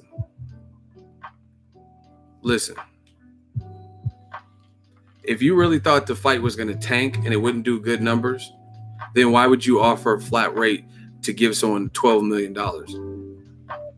You just wouldn't do that because that would be overpaying. See, this is what I'm talking about with slave deals. What they do this to rappers all the time. Oh, here's a 500,000. That sounds like a great amount of money. But when you buy your mom a house, you pay off your beats and all the stuff, the features and all that shit, travel, some shit that it took for you to get the album done, the mixing and mastering, right? Ego, shout out my son Mello. He's 4 and he boxes in Texas. Mello Lil Rascal Johnson. Make sure y'all check out Mello from Texas. They call him AKA Lil Rascal Johnson. Shout out to Texas. Great boxers out there. Sounds like they have some very good boxing programs. Shout out to Mello. But if you really thought the fight would do poorly, then you wouldn't give someone a flat rate, because then you have the chance of overpaying because you think the fight's not going to even generate what it's supposed to generate. So once again, Joshua off top, because he's the bigger star, is going to get more money than Wilder. So if Wilder's getting this flat rate, then you might overpay him if the fight doesn't do good numbers, right? Versus if you gave someone a percentage, then they would just be entitled to a percentage of the pot that is generated. You get what I'm saying? So let's say I had a daughter and I'm organizing the Girl Scout cookie selling, just Girl Scout cookie selling table or whatever, right? And then I give somebody X amount of dollars, you know what I mean? I give someone a particular family $2,000 to sell Girl Scout cookies, not knowing what the profits are going to be. And I don't think we're going to sell that many Girl Scout cookies. You know what I mean? And I'm like, hey, if you guys sit here and sell Girl Scout cookies, I'm going to give you $2,000. And I don't think we're going to be, this is a good area, so I don't think we're going to sell that many. That wouldn't make sense. But if you gave someone a percentage, then how hard they hustle, how hard they promote, how hard they like encourage people to buy, and how well the overall event does. You get what I'm saying? Depending on how well the overall event does, then you would be getting a percentage of that, of the grand pot. J-Dog says, you stupid if you accept 12% of a potential fight of 100 million, especially when you the product. That's what I'm saying. Like, people don't understand. This is very basic math. This is not even like calculus, trigonometry. This is very basic math. My son went crazy when you said his name. Today is his rest day, but he wants to go work out. Oh my gosh, Ego, you just gave my son 100% confidence boost. God bless you, big homie. Man, shout out to Texas. Make sure y'all check out for my dude Mello. He on the way. Little rascal. I like that. I like that nickname. Keep working hard, Mello. But yeah, you wouldn't give someone a flat rate. Why would you give them a flat rate if you think it's going to do poorly? That doesn't even make sense. Just listen to what people say. See, a lot of people just, especially with this internet age, shout out to the little rascal, exactly. Especially with this internet age, people just hear it and run with it. They don't even interpret it. They don't look it up. They don't do anything. You know what I mean? And I told you, even if this fight is not, oh my gosh, even if the fight, let's do a quick vote. How much will this fight generate? Up to 100 million. So anything from 10 million to 100 million. Give me a number. We're going to play a game. 10 million to 100 million. 75 million? Okay. 103 million. Good numbers. You guys, hold on.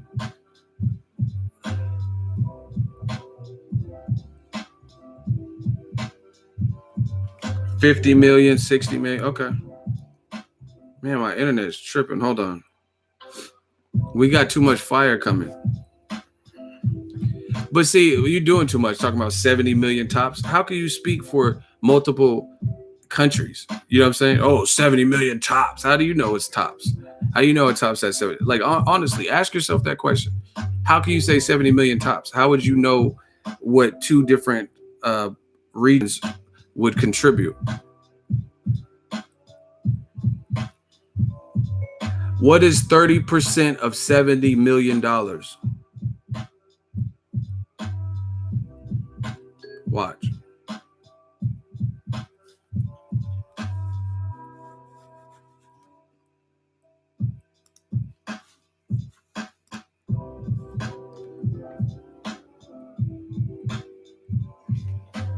$30% of $70 million is $21 million.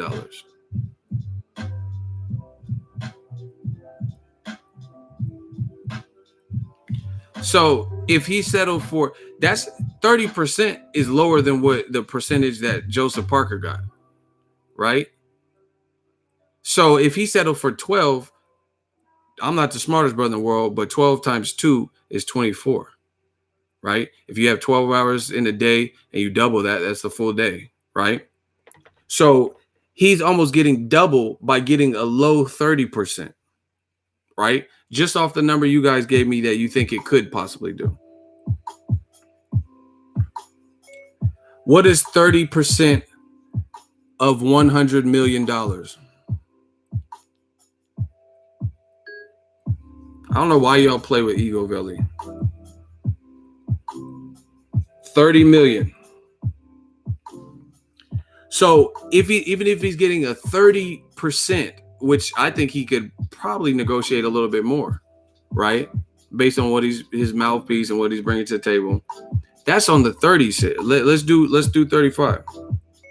What is 35% of $70 million? So let's say he got 35%. Then he's already doubled his money. He's at 24.5 with a 35% split of a $70 million fight. What is 35% of $100 million? This new technology kicking y'all ass. $35 million. So if the fight did do 100 million at 35%, move the decimal point, and he would be getting $35 million. And y'all idiots is talking about he need to take 12 million flat. So that means no matter how good or bad it does, he's stuck right there.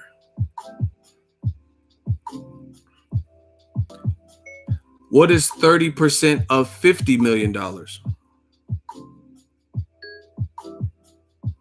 Even if he got 30% of a $50 million fight, $15 million. So even if he's only getting 30% of a $50 million fight, which is bare bones minimum, you know what I mean? I'm not minimum, but you got two separate places, US and the UK. You got a loudmouth Wilder, you got a clean cut, like more cordial. I'd like to do a professional AJ, right? So a clash. You got two power punchers. Even if the fight did 50 million at 30%, he would still be making more money with the percentage split. What is 35% of $50 million? See, this is Eddie Hearn's fear, and people like Eddie Hearn. They want to bamboozle people. I'm smarter than that. You're not going to just tell me anything, and I'm just like, oh, okay, he said it, must be true. If he got 35%, which still is not out of the question, if he got 35% of a $50 million fight, he would have 17.5 million. Again, more than the flat rate. Now, on the flip side, using Eddie Hearn's logic, y'all got to smash the like button. I'm working for y'all. Smash the like button. We need all the viewers that we can to see all of these videos, especially these Egoveli videos. Right? Even let's say the fight does tank, and it does far less than what people think, right? Then at the end of the day, as a fighter, wouldn't you be content knowing that you got a fair share of the pot that was earned? Like, let's say he might get, let's say it did so poorly, he got less than 12 million. Then that's his fault. He got a percentage though. So to me, I would be more content knowing that I got a fair share percentage that, you know what I mean, that I feel I was worth over whatever we earned, as opposed to y'all got a flat rate and my shit just stops right here. And then the fight could go on to do these crazy numbers while I'm stuck right here. Simple mathematics, people. Very simple. Very simple. You know what I mean? It makes no sense because, see, this is the thing with the flat rate. Your money is right here, and depending on how well this is promoted and how well it does, their money could keep growing exponentially, and you're stuck right here. Who's going to do that? Honestly, who's going to do that?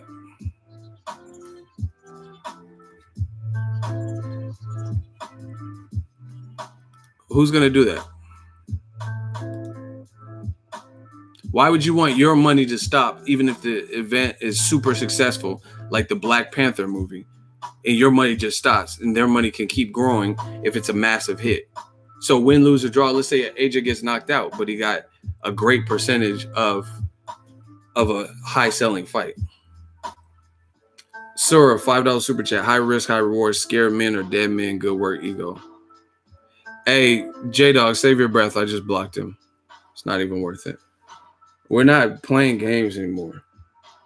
We're not playing with y'all boys.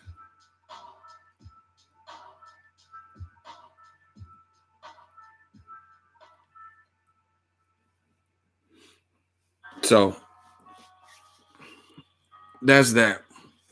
So everybody knows this flat rate. I think in more than one ways I've exposed this. You know what I mean? So yeah, he could get more. Like, he could get more money. He could get less money. But I would take the gamble that what we got is a special fight. Everybody should want to see it. And I would rather get the percentage split.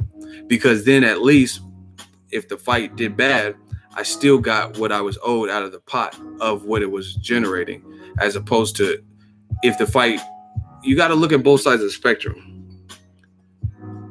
I'd rather take the risk of the fight doing poorly, which I don't think it will do poorly, but I'd rather have it do poorly, and then in the end I got less than 12 million, but I got a fair percentage of what was available, as opposed to the other side. The flip side of that would be the fight does really well and you're stuck at a 12 million flat rate. It's a negotiating tactic. Mr. T3 $2 super chat. What idiot would take the flat rate? Not logical. Exactly. It's a I guess a new negotiating tactic. Maybe Mayweather did it with Pacquiao. People got the idea. Canelo tried it with Golovkin. You notice nobody's taking it. If you really wanted to fight, don't offer a flat rate, because that's not going to entice people to take it, because that just shows that your money will stop no matter how successful the event is. Listen, okay, here's an example. Y'all want another example? Let's try to get to 675 likes, man. We going. 675 likes. I'm going to give y'all, I just thought of a pretty good example. Analogy. King analogy. Stream King. Let's go. I chose to be the bad guy.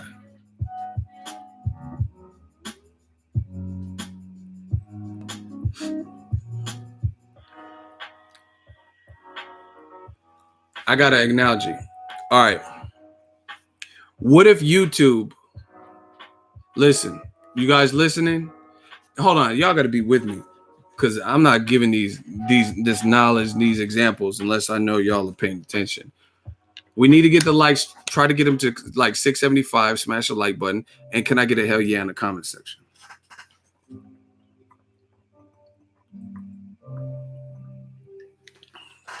I thought of a pretty good example. I think you guys should like this. And it's using the platform that we're on, so you guys could probably relate to it.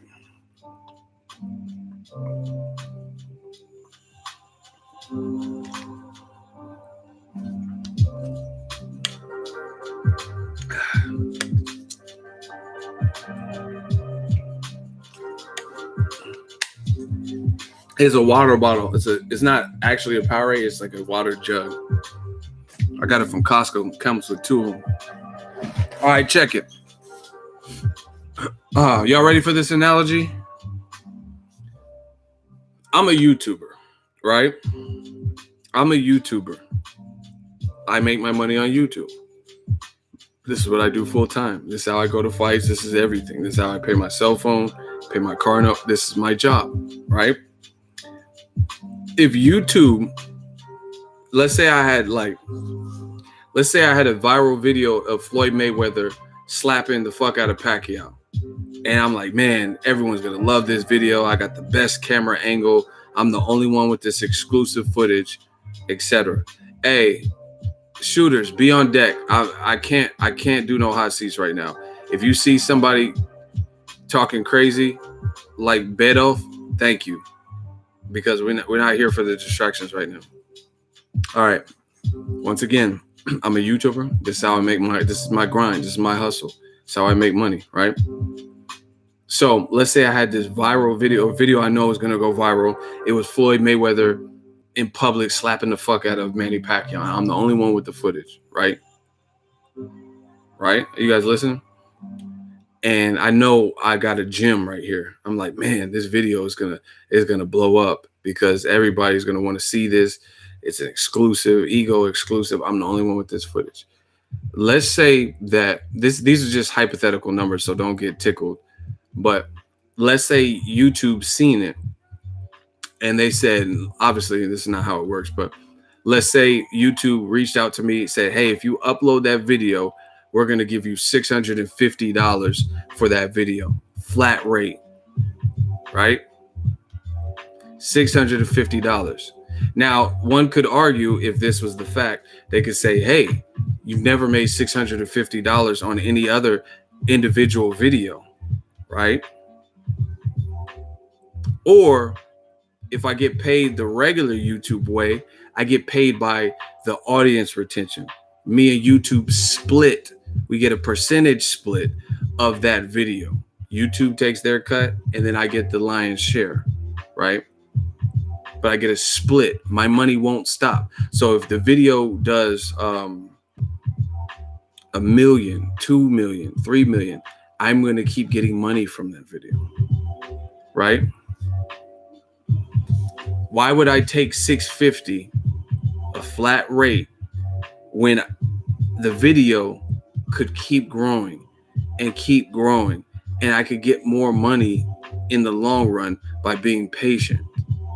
That makes no sense. If you have a viral video, smash the like button, people. I don't like that number, 666. Y'all devil worshippers and shit. Why would I take $650 up front? Because I don't have another video that got $650. Why would I take that when I have a viral video? And I'll make more money if I just let it do its course and actually perform how it's supposed to perform, with me and YouTube splitting the money.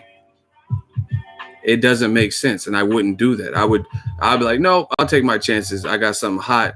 People are gonna fuck with this video, and that's what it is. I'm gonna upload this video. I don't want to do this once and done deal where I get a flat rate of $650, because that's how YouTube would, if they were doing shit like that, right? Then that's how they would be winning, because they paid me $650. This is how corporations do. You know what I mean? Oh, we paid you a little $650 for some bullshit, and then we get all the back end money. Common sense, people. Common sense. Why would I let YouTube, instead of the video does 1 billion views, I'm stuck at the 650. Stupid. Everybody type stupid. That's stupid. Your money stops and their money keeps growing. Stupid.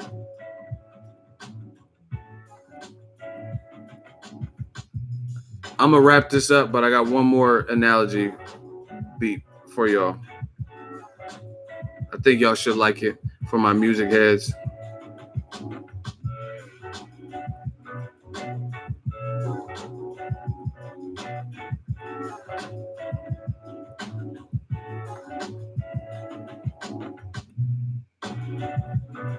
Smash that like. Oh, we're almost at 700. Smash that like button, people.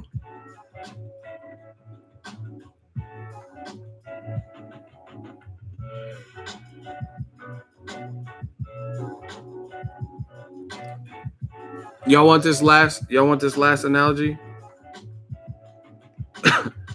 Y'all want this last analogy?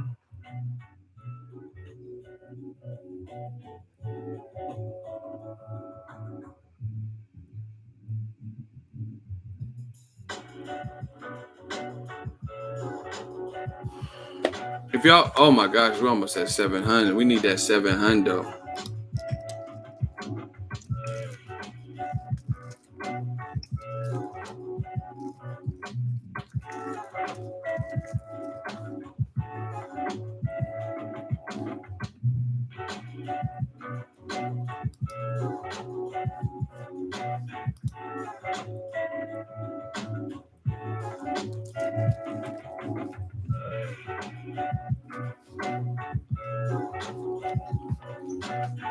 Listen, over 700 likes, I'm going to drop this last analogy on y'all. I'm going to tell you some more about this business game, since everybody knows so much about the bit. We working. We working. Oh my gosh, we working. Egoveli, man. We squad.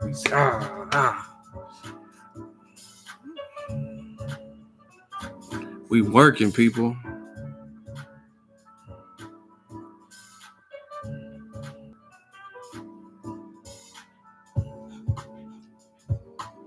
Listen, if y'all want to hear this last analogy, can I get a hell yeah?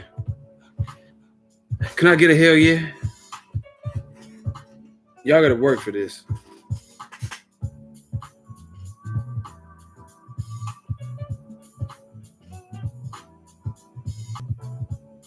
Oh shit, I fell asleep on the haters.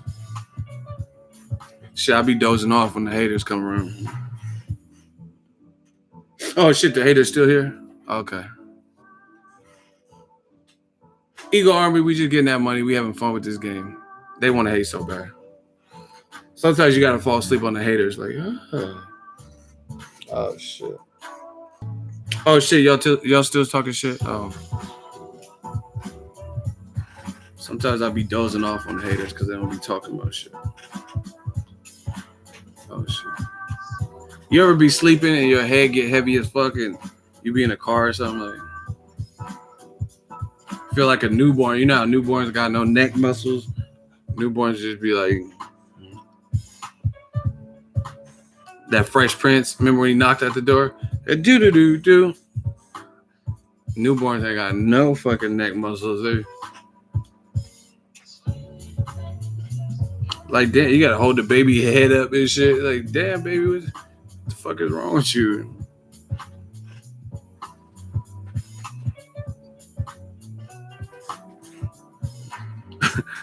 Babies ain't got no neck muscles.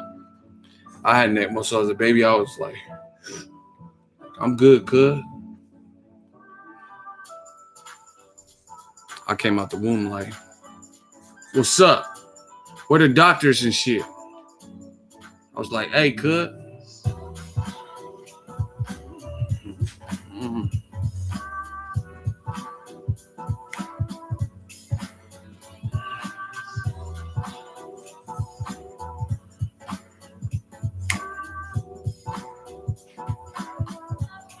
Oh, we having fun with this game. Hey.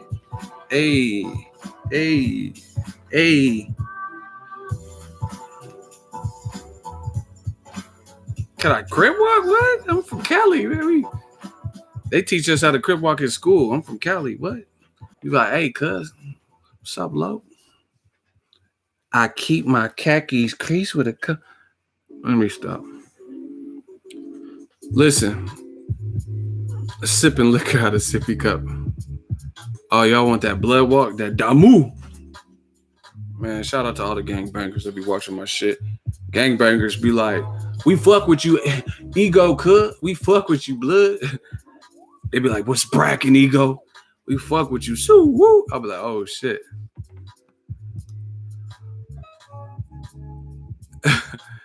You sound stupid. Ego, do the Mexicans kill blacks in Cali?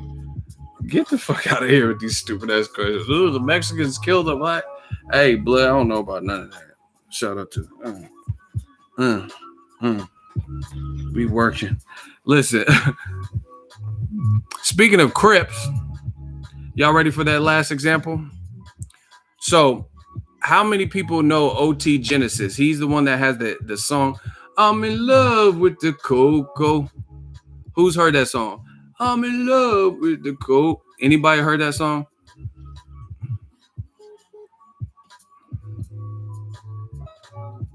Ego good in my hood. He got that hood pass on Damu.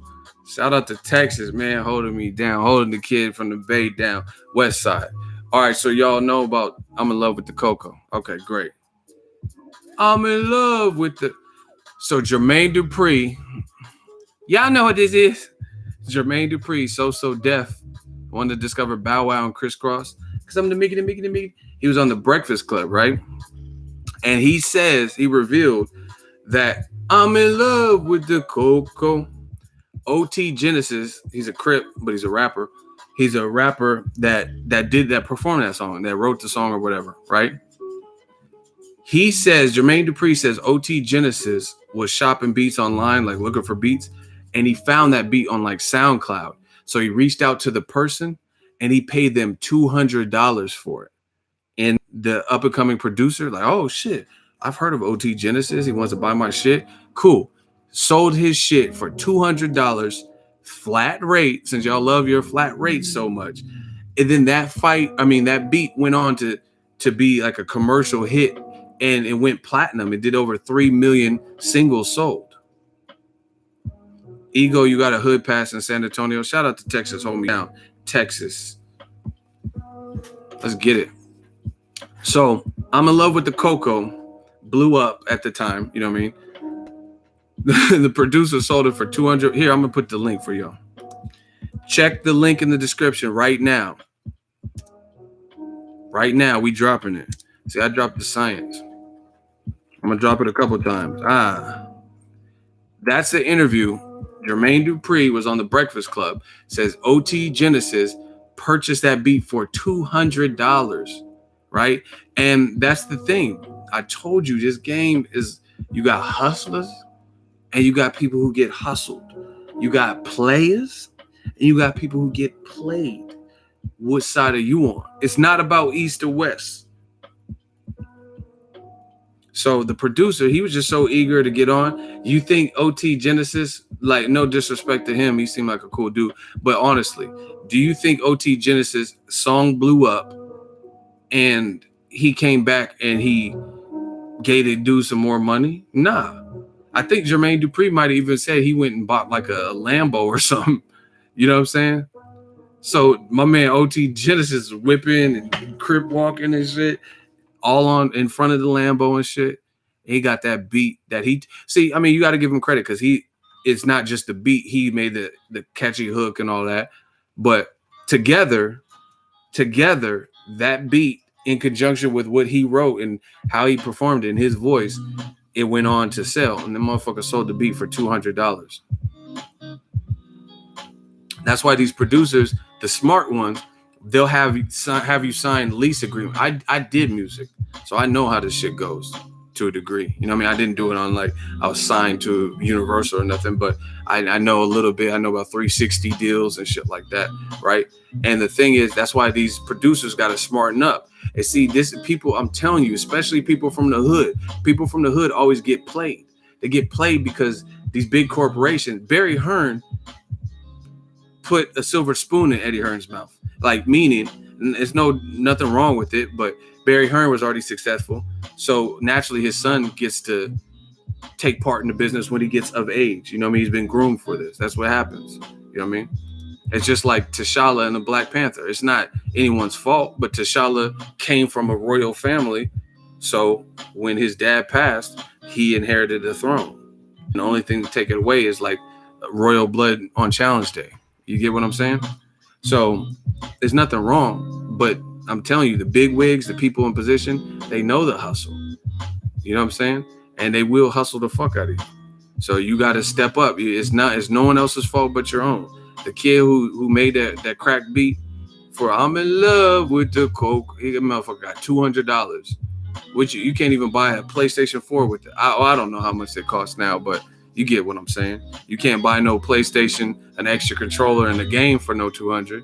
So, and this motherfucker made it into a hit song, 3 million plus singles sold, and he getting a Lambo or whatever the fuck he's getting off of the, you know, he did what he did. And you can't say he didn't do nothing wrong. He just played the game. OT Genesis heard a beat he liked, knew he could flip it. He didn't do nothing. You can't say he like fucked the kid over. He reached out to the person. That's why I tell you, motherfuckers, man, know your worth. He reached out to the kid, and he told him how much was his beat. I'm feeling it. The kid told him, and that's what he was down for accepting, because he's a young producer, so he probably felt like, oh, you know what I mean, 200 is cool. Plus, you're an established artist. You know what I mean? I've heard of you before. Busta Rhymes fuck with you and shit like that. That's cool. I'll just take 200 for it. All right, take 200. Now, when he flipped it and made it to a hit song, you enjoy your 200. I'm telling y'all got to learn. Y'all got to learn how to play the rules of the game, or the game will play you. Please believe it, please. That's why I have my own business now, because once I started doing this, I'm like, fuck, I've been working for someone the whole time. Man, doing this YouTube shit opened my eyes to a whole nother level. I don't think I'll ever go back to a job, to be honest. Why?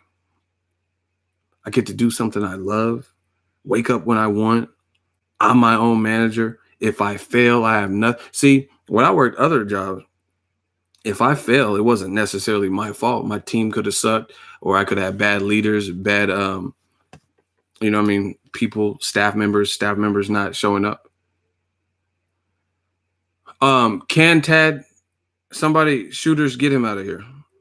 Because, see, what they try to do, they come in super late. We're not even talking about, hey, he's talking about why you lying on AJ. Just get him out of here. I'm not doing no hot seats. I've already schooled 1,000 of you guys in this comment section.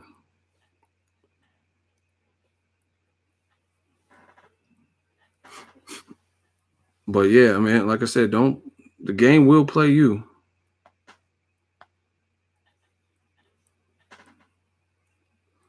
And you can't be a victim of that. You know what I mean? So, cool attempt to get Deontay Wilder. But see, that's how they hustle you. That's how they bamboozle you. You know what I'm saying? Because they'll be like, oh, this is more money than you've ever seen. And it sounds good. 12 million sounds great. You know what I mean? I would love 12 million right now. But you got to look at the details. What does that come with? Like what does that entail?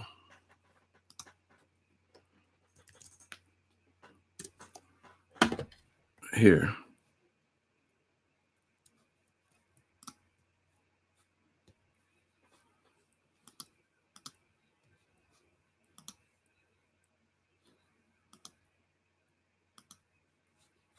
Damn it, what the? And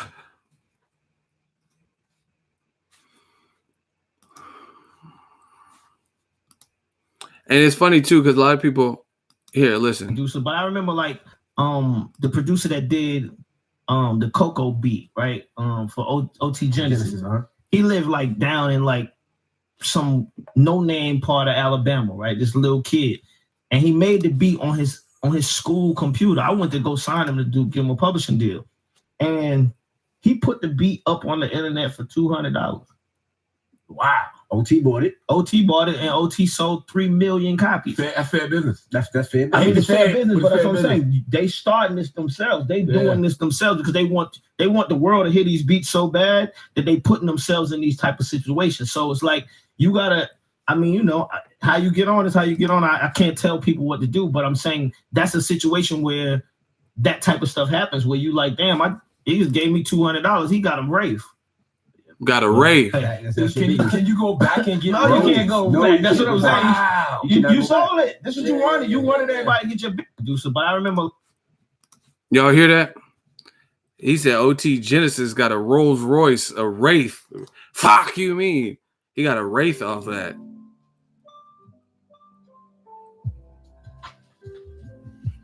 And you know what's funny? JD. So someone said at least he got a deal. He said I was going to sign him. So you don't even know if he got the deal. He said I was going to sign him to a publishing deal. And a publishing deal is not the same as a deal. See, y'all got to step y'all bars up. Y'all got to know what y'all talking about.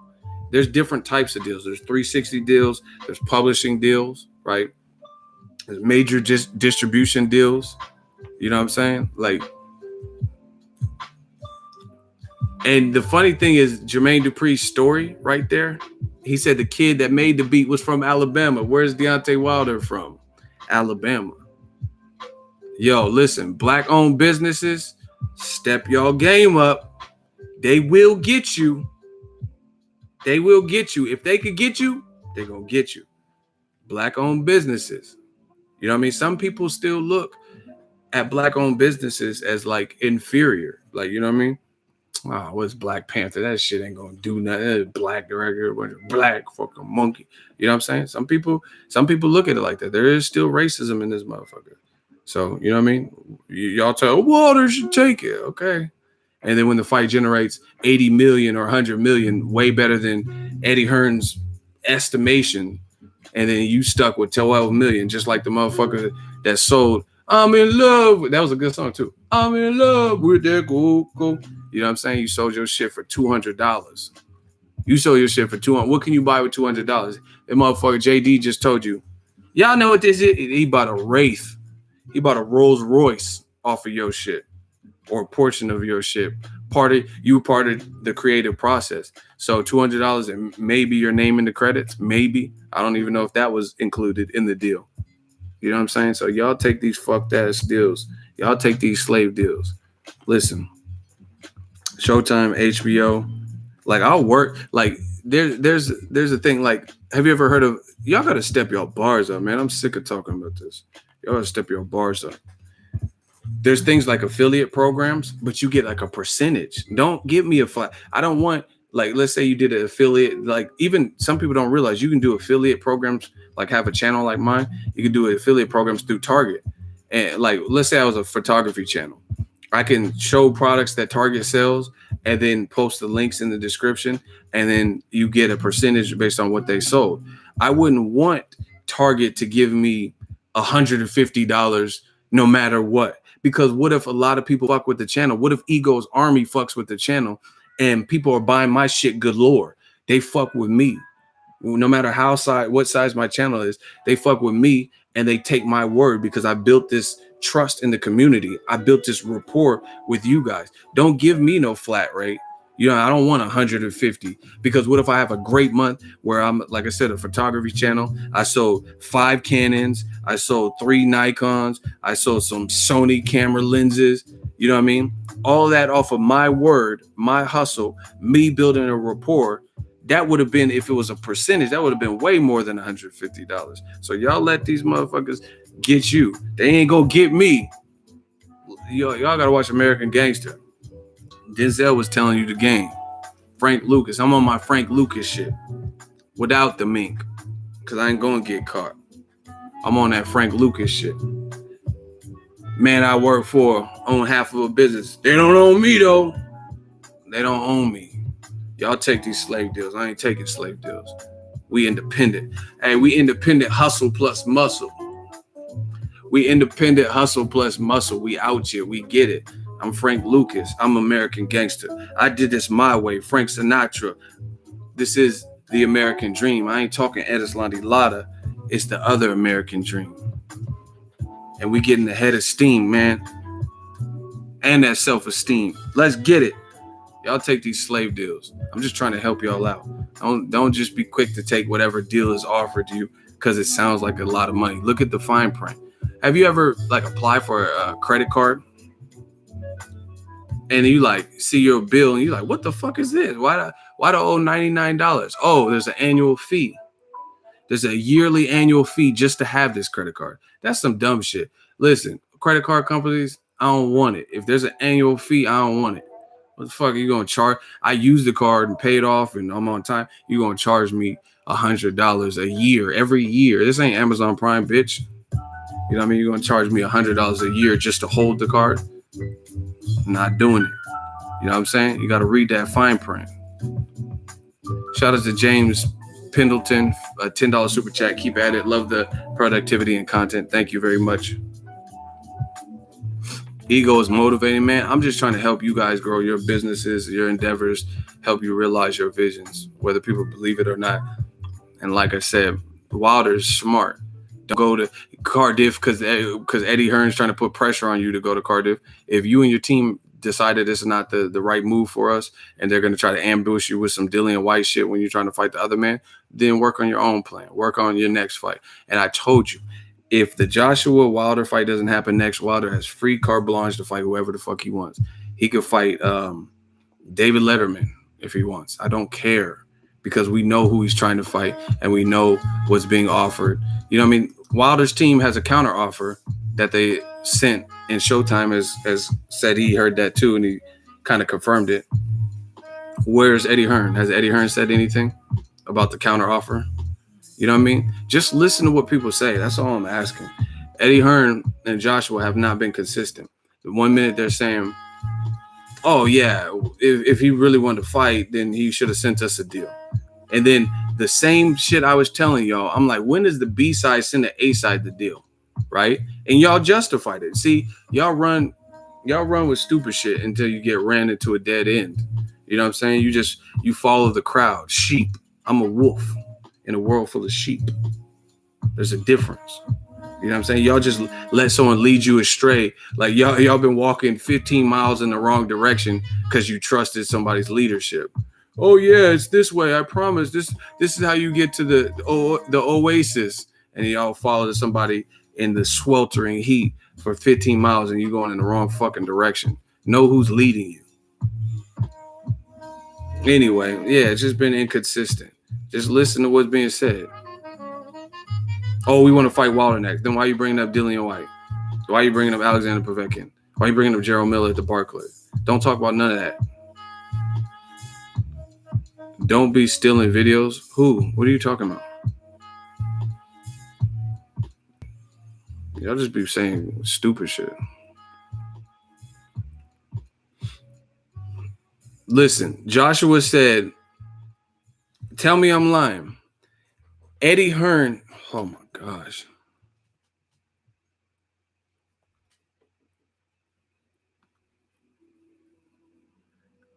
All right, good.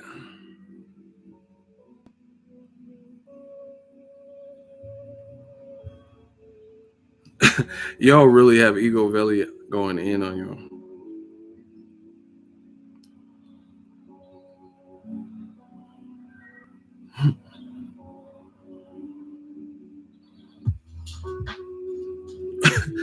Wait, give me a sec. It's gonna take a second.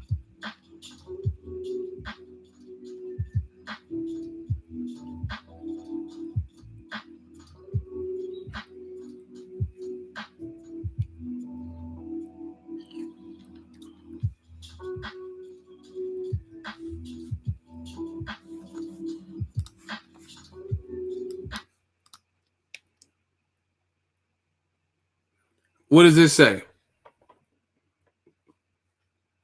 What does it say? Somebody type what that says.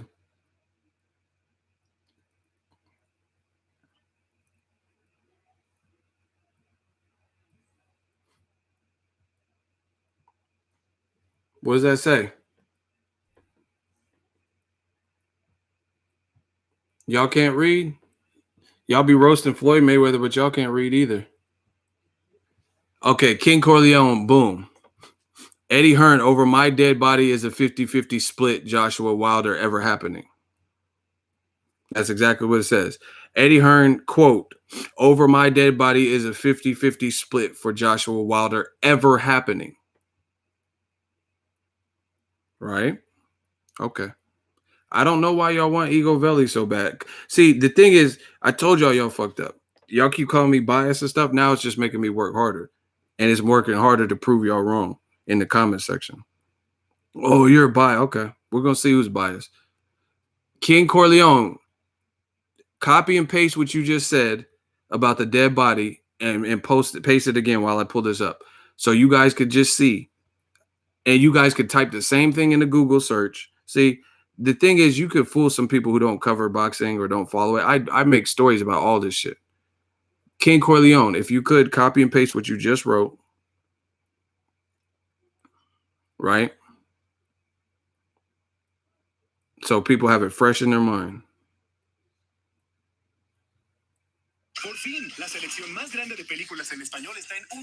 Oh, we got them ads running. We got them ads running.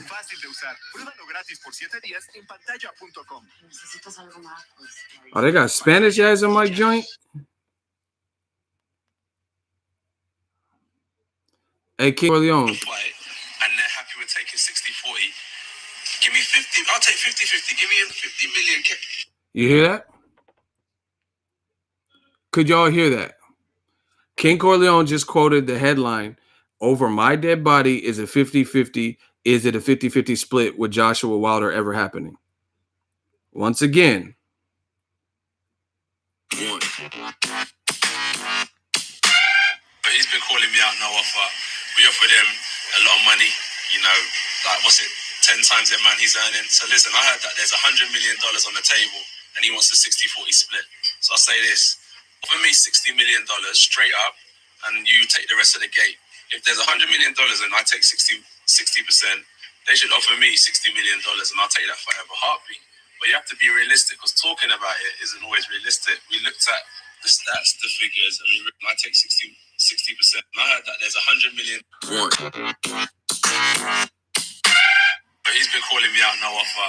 We offered him a lot of money, you know, like, what's it, 10 times the amount he's earning. So listen, I heard that there's $100 million on the table and he wants a 60-40 split. So I'll say this, offer me $60 million straight up and you take the rest of the gate. If there's $100 million and I take 60%, they should offer me $60 million and I'll take that for every heartbeat. But you have to be realistic because talking about it isn't always realistic. We looked at the stats, the figures, and we realized that straight up offer is a lot of dough. But then they're saying, no, they're quadrupling the amount that's on the table, saying that it's going to generate $100 million. That's a cheap offer. So it's like, okay, cool. If it is a $100 million fight and they're happy with taking 60-40, give me 50. I'll take 50-50. Give me $50 million up front, and I swear I'll take that fight tomorrow. But they're not making it. Okay, cool. If it is a $100 million fight, and they're happy with taking 60-40, give me 50. I'll take 50-50. Give me $50 million up front, and I swear I'll take that fight tomorrow. But they're not making. Okay. So Eddie Hearn says, over my dead body is a 50-50 split ever happening with Joshua Wilder. Then you have Joshua, who did that interview that you just heard, and he says 60-40. You know what? Fuck it. Give me 50-50, and I'll make that fight happen tomorrow. So which one is it? Hearn saying 50-50 is not ever happening. Joshua is saying, fuck it. If it's a $100 million fight, I'll take 50-50. Then in this same interview, he just said it. He says, we're offering you 10 times more than what you've had.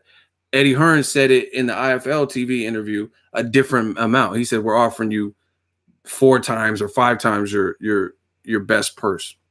So which number is it? You guys let me know. And once again, I told you that it makes no sense. Floyd Mayweather, just listen. Just listen. If I'm lying, then it's whatever. Just prove me wrong. He says, listen. The man he's earning. So listen, I heard that there's $100 million on the table and he wants a 60-40 split. So I say this, offer me $60 million. Hold on. We offer them. And hit the bell icon on the top of your screen to get notified when the latest new content drops. Listen, I'm gonna tell you what I'm talking about. But he's been calling me out, no offer. We offer them a lot of money, you know, like 10 times the amount he's earning. So listen, I heard that there's $100 million on the table and he wants a 60-40 split. So I say this, offer me $60 million straight up and you take the rest of the gate. If there's $100 million and I take 60%, they should offer me $60 million and I'll take that fight over a heartbeat. But you have to be realistic because talking about it isn't always realistic. We looked at the stats, the figures, and we realized that straight up offer is a lot of dough. But then they're saying, no, they're quadrupling the amount that's on the table, saying that it's going to generate $100 million. That's a cheap offer. So it's like, okay, cool. If it is a $100 million fight and they're happy with taking 60-40, give me 50. I'll take 50-50. Give me $50 million up front, and I swear I'll take that fight tomorrow. But they're not making no offers like that, but they're talking about it. So it's not real. So as I said, we offered him a lucrative deal, and we're just waiting to hear if he's tomorrow. But they're not making no offer. Give me 50. I'll take the amount that's on the table, saying that we realize that straight up offer. Y'all didn't even catch it. But then they're saying, no. But you have to be realistic because talking about it isn't always realistic. We looked at the stats, the figures, and we realized that straight up offer is a lot of dough. Okay. So Joshua just said we looked at the stats and the figures, and you got to be realistic, right? How can you be realistic on something that hasn't happened yet? How do you know what it's going to be? You get what I'm saying? Like, there is no being realistic if we don't, none of us know the exact dollar amount that this fight is going to generate. All we know is that it's a big fight. It's an undisputed fight, which hasn't happened since Lennox Lewis. It's a fight people keep craving and talking about, and we want to see it. So how can you say, pay me 50 million, 60 million up front, and y'all take the back end if we don't really know how much is going to generate either way? But again, that's where the flat rate comes into play. If you don't give them a flat rate because you don't know the full equation, you don't have the equals this number, you don't have that value. That's why if you give them a percentage, no matter how well or piss poor it does, he's getting a percentage of that. But if you give him a flat rate, this is why it's a low ball, because if it's a flat rate and it does exceptionally well, then he's stuck right here. If you gave him a percentage, good or bad, he's going to be getting what he feels he is worth because he got a percentage of the whole pot. So he's going to at least get what he's entitled to. You know what I mean? So at the end of the day, you can't say that it's not a cheap offer when you don't know what he's going to get. No one knows what this fight's going to gross. You just made up a number. And Eddie Hearn says that. He says, oh, we don't know. Some fights don't. So how did you come up with this flat rate? How do you come up with a flat rate if you don't know the end value?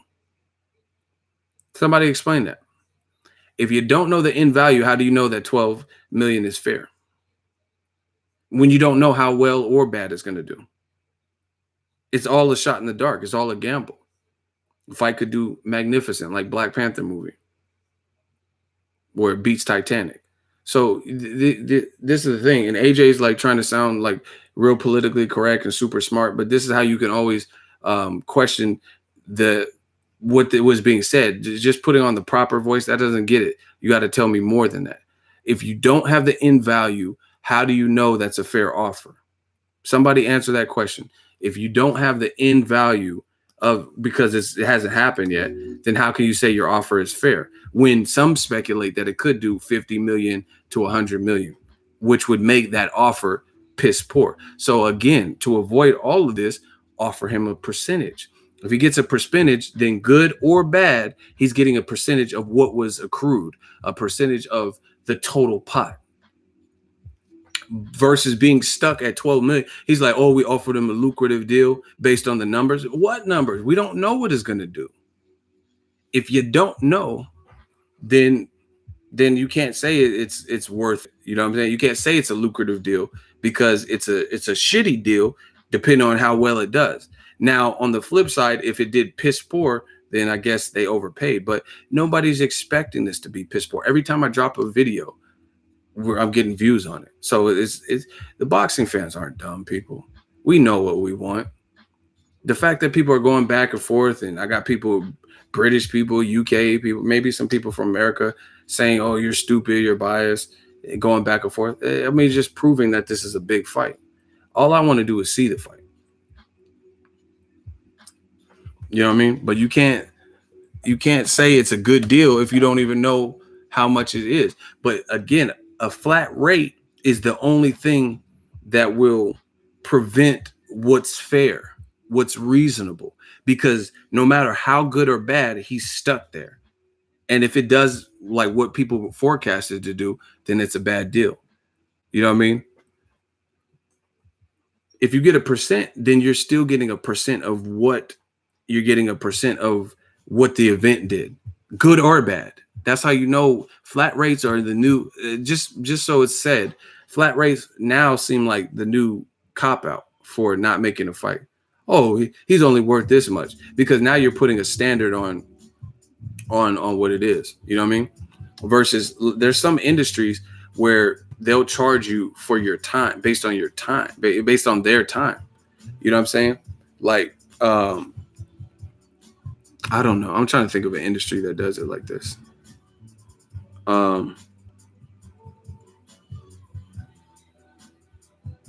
Like, let's say a tattoo artist.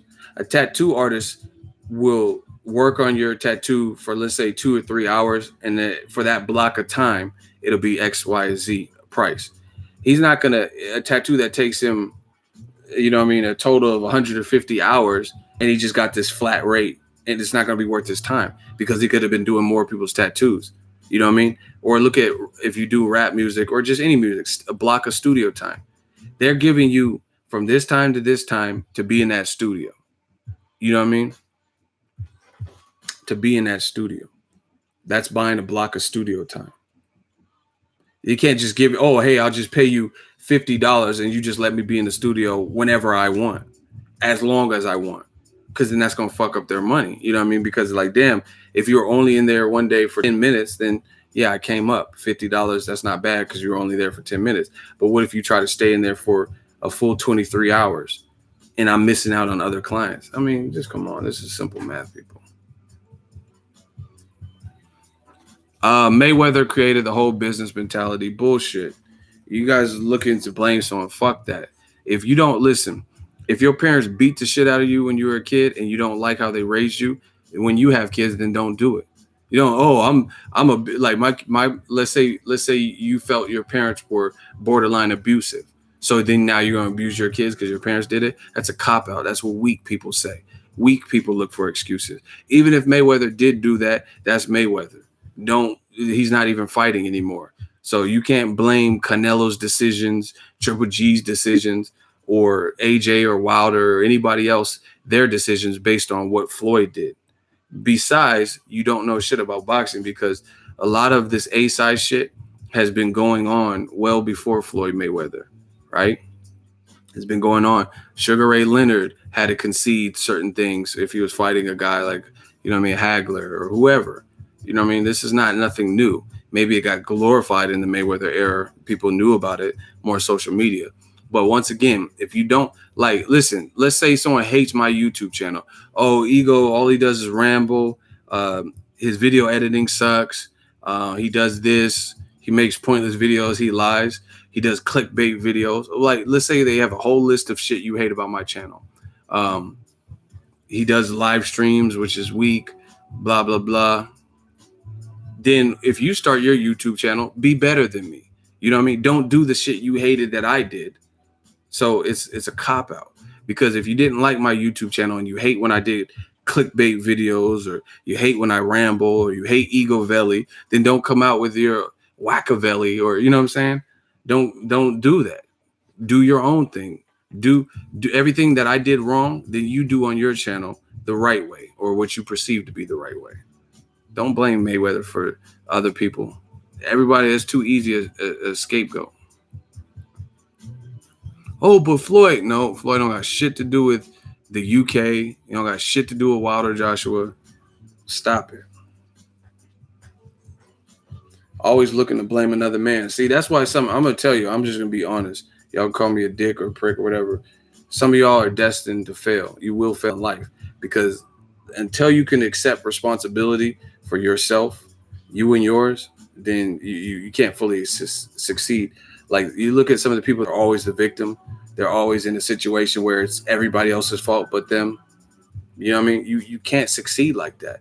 You know, I've been fucked up, fucked over, made bad mistakes, had bad shit happen to me, but you got to keep pushing. And you know what I mean? And you got to get out of the habit of blaming other people for when shit happens for you. You know what I mean? Like, oh, I didn't graduate, but my parents, they were real. It's not your parents' fault. It's you're supposed to get the diploma. Don't blame nobody. Blame you. You did this. Pensacola, we talked tonight. Yeah, man. Some people, they always blame somebody. You can't get nowhere in life. You know the saying, you made your bed, lie in it. You got to do that. I'm out. I've been rambling, talking. Pensacola, we talked tonight. This was a good stream. I got a lot of shit off my chest. I'm about to get something to eat. Go on a little date.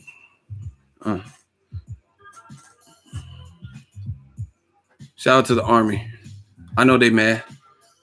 They want to dance like me, like Diddy. But not everyone could do this. I'm Jesus to you, Judas. Let's get it. Shout out to Ego Army, all the shooters, all the gang. We working. Listen, make the fight. Hashtag LSI. Let's see it. That's all I'm talking about. And it's not going to end. Shout out and rest in peace to the Jacker. I can't stop this. Ego's Army's got to. The wheels are already in motion. I can't change it now. It's too late. People want to see it. You know what I mean? And if people are mad at me, calling me all types of names because I want to see it, then that's what it's going to be. But you won't stop it. It's just gonna listen. All that, like I'm telling you, y'all got to understand how I operate. I love a challenge. I'm an Aries. I'm built for this. Like, I'm a natural born. Like, when I make a video. Hey, I'm John. Oh, yeah, we run the ads. Okay. Hardly boring lifestyle. Loud outfits, massive drives, no filter. Look, if you like to play it safe, obey the rules, and that's your problem. I made a video this morning. You want to take it to the next level. Showtime Network reveals he heard Deontay Wilder sent a counter offer to Joshua's team. Look. 252 likes, 138 likes. 138 dislikes for what? Because Showtime said they heard about like a counter offer and I spoke my mind. Just know it's your fault. It's your fucking fault that I'm going to keep grinding. I'm going to keep working. I'm going to stay on top of this topic. That's who I am. And now it's over. It's over for all you dudes. You know what I'm saying? Because I'm going to keep bringing it. I'm going to keep bringing the logic. I'm keep bringing the heat. If you can't stand the heat, then get the fuck about the kitchen. We working. Egoveli. The Dawn. Wilder has no chance. Let's see it. There's nothing to talk about. See, people like you, that's what's wrong with boxing, because you say Wilder has no chance. He has no chance, but then you should be pressured for the fight. Let's see Wilder have no chance to get knocked out. Whatever happens, happens. Let's watch it. Oh, we can get to 750 likes while I'm still on here. Smash the like button. One last push. Let's see it. I told you. 2018, we on that. Let's see it. LSI. When you hear that LSI, see it in the comment section, you already know.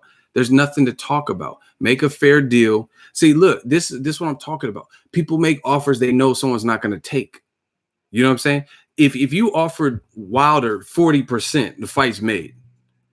You know, I haven't even talked to Wilder recently, but I promise you, if you give him 40%, I'm almost positive he'll come to the UK for that fight. Give him 40% and he'll make it. 35, he'll probably take it within a heartbeat. Maybe even 34%. I don't know exactly. I can't speak on behalf of his team. But once again, that's what you do when it comes to offering, because you don't want them to take it. Like, and then like this whole cop out of like, oh, we overpay guys. Okay, deal with it. AJ's the huge star. You're gonna have to overpay guys. That's what it's gonna be. No one's doing what AJ's doing. Props to him. He sold 80,000, 90,000. No one could compete with that. No one could compete with it. He's a great. The star power is there. Everything. So that means AJ should never fight no one, because no one's going to be worthy, and no one can say, oh, except for Klitschko, who's retired. Most of these guys can't say, hey, I sold out 90,000. It was a record-setting fight. Not even the Carl Froch, George Groves did 90,000, 90+ thousand. So, I mean, if you're going to hold that over people's head, then Joshua should fight nobody, because Gerald Miller definitely, he's not even the main event in his fights. Danny Jacobs is the main event on a Matchroom card, not Gerald Miller. So if we're talking about numbers and the numbers Wilder doesn't have, then a co-main event, how does he possibly get the fight? Alexander Povetkin was not the main event. He fought David Price, who's been knocked out several times, right? And he got rocked by him, and then he knocked him out. He fought David Price as a co-main event. Wilder's at least fighting main events. So if you're going to make all these million excuses on why Wilder doesn't deserve it and where's his seats and he ain't done this, then you have to use that same logic for everybody. You know what I'm saying? You can't. It's just like Triple G. Canelo's out. You can't say, oh, Demetrius Boo Andre, that fight sucks. Derevyanchenko, that fight sucks. But you're going to fight Vanes Martirosyan off a 2-year layoff, and he's a 54-pounder coming off a loss. So that makes all the sense in the world. But a Boo Andrade, an actual middleweight who's also an Olympian, who beat Vanes Martirosyan, might I add, that fight doesn't. See how it doesn't make sense. That's why new media is destroying you. I know what I'm doing. I'm destroying you.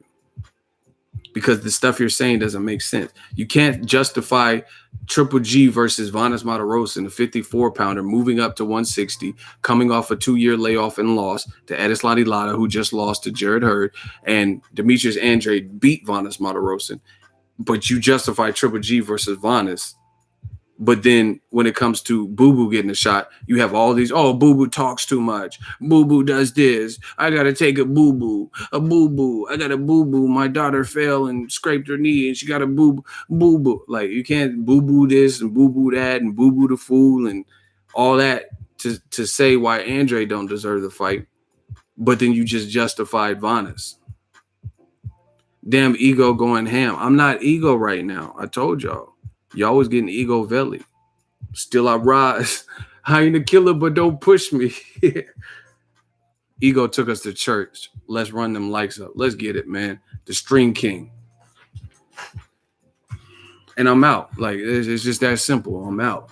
You can't tear down Deontay Wilder, all his shortcomings, windmill Wilder, lack of ticket sales, but then fight guys that are co-main events that beat who he beat years ago. You know what I mean? And then Povetkin had an opportunity, failed a drug test. Get these dudes out of here, man. Get with the wave. Some new shit coming. I'm out. Egoveli.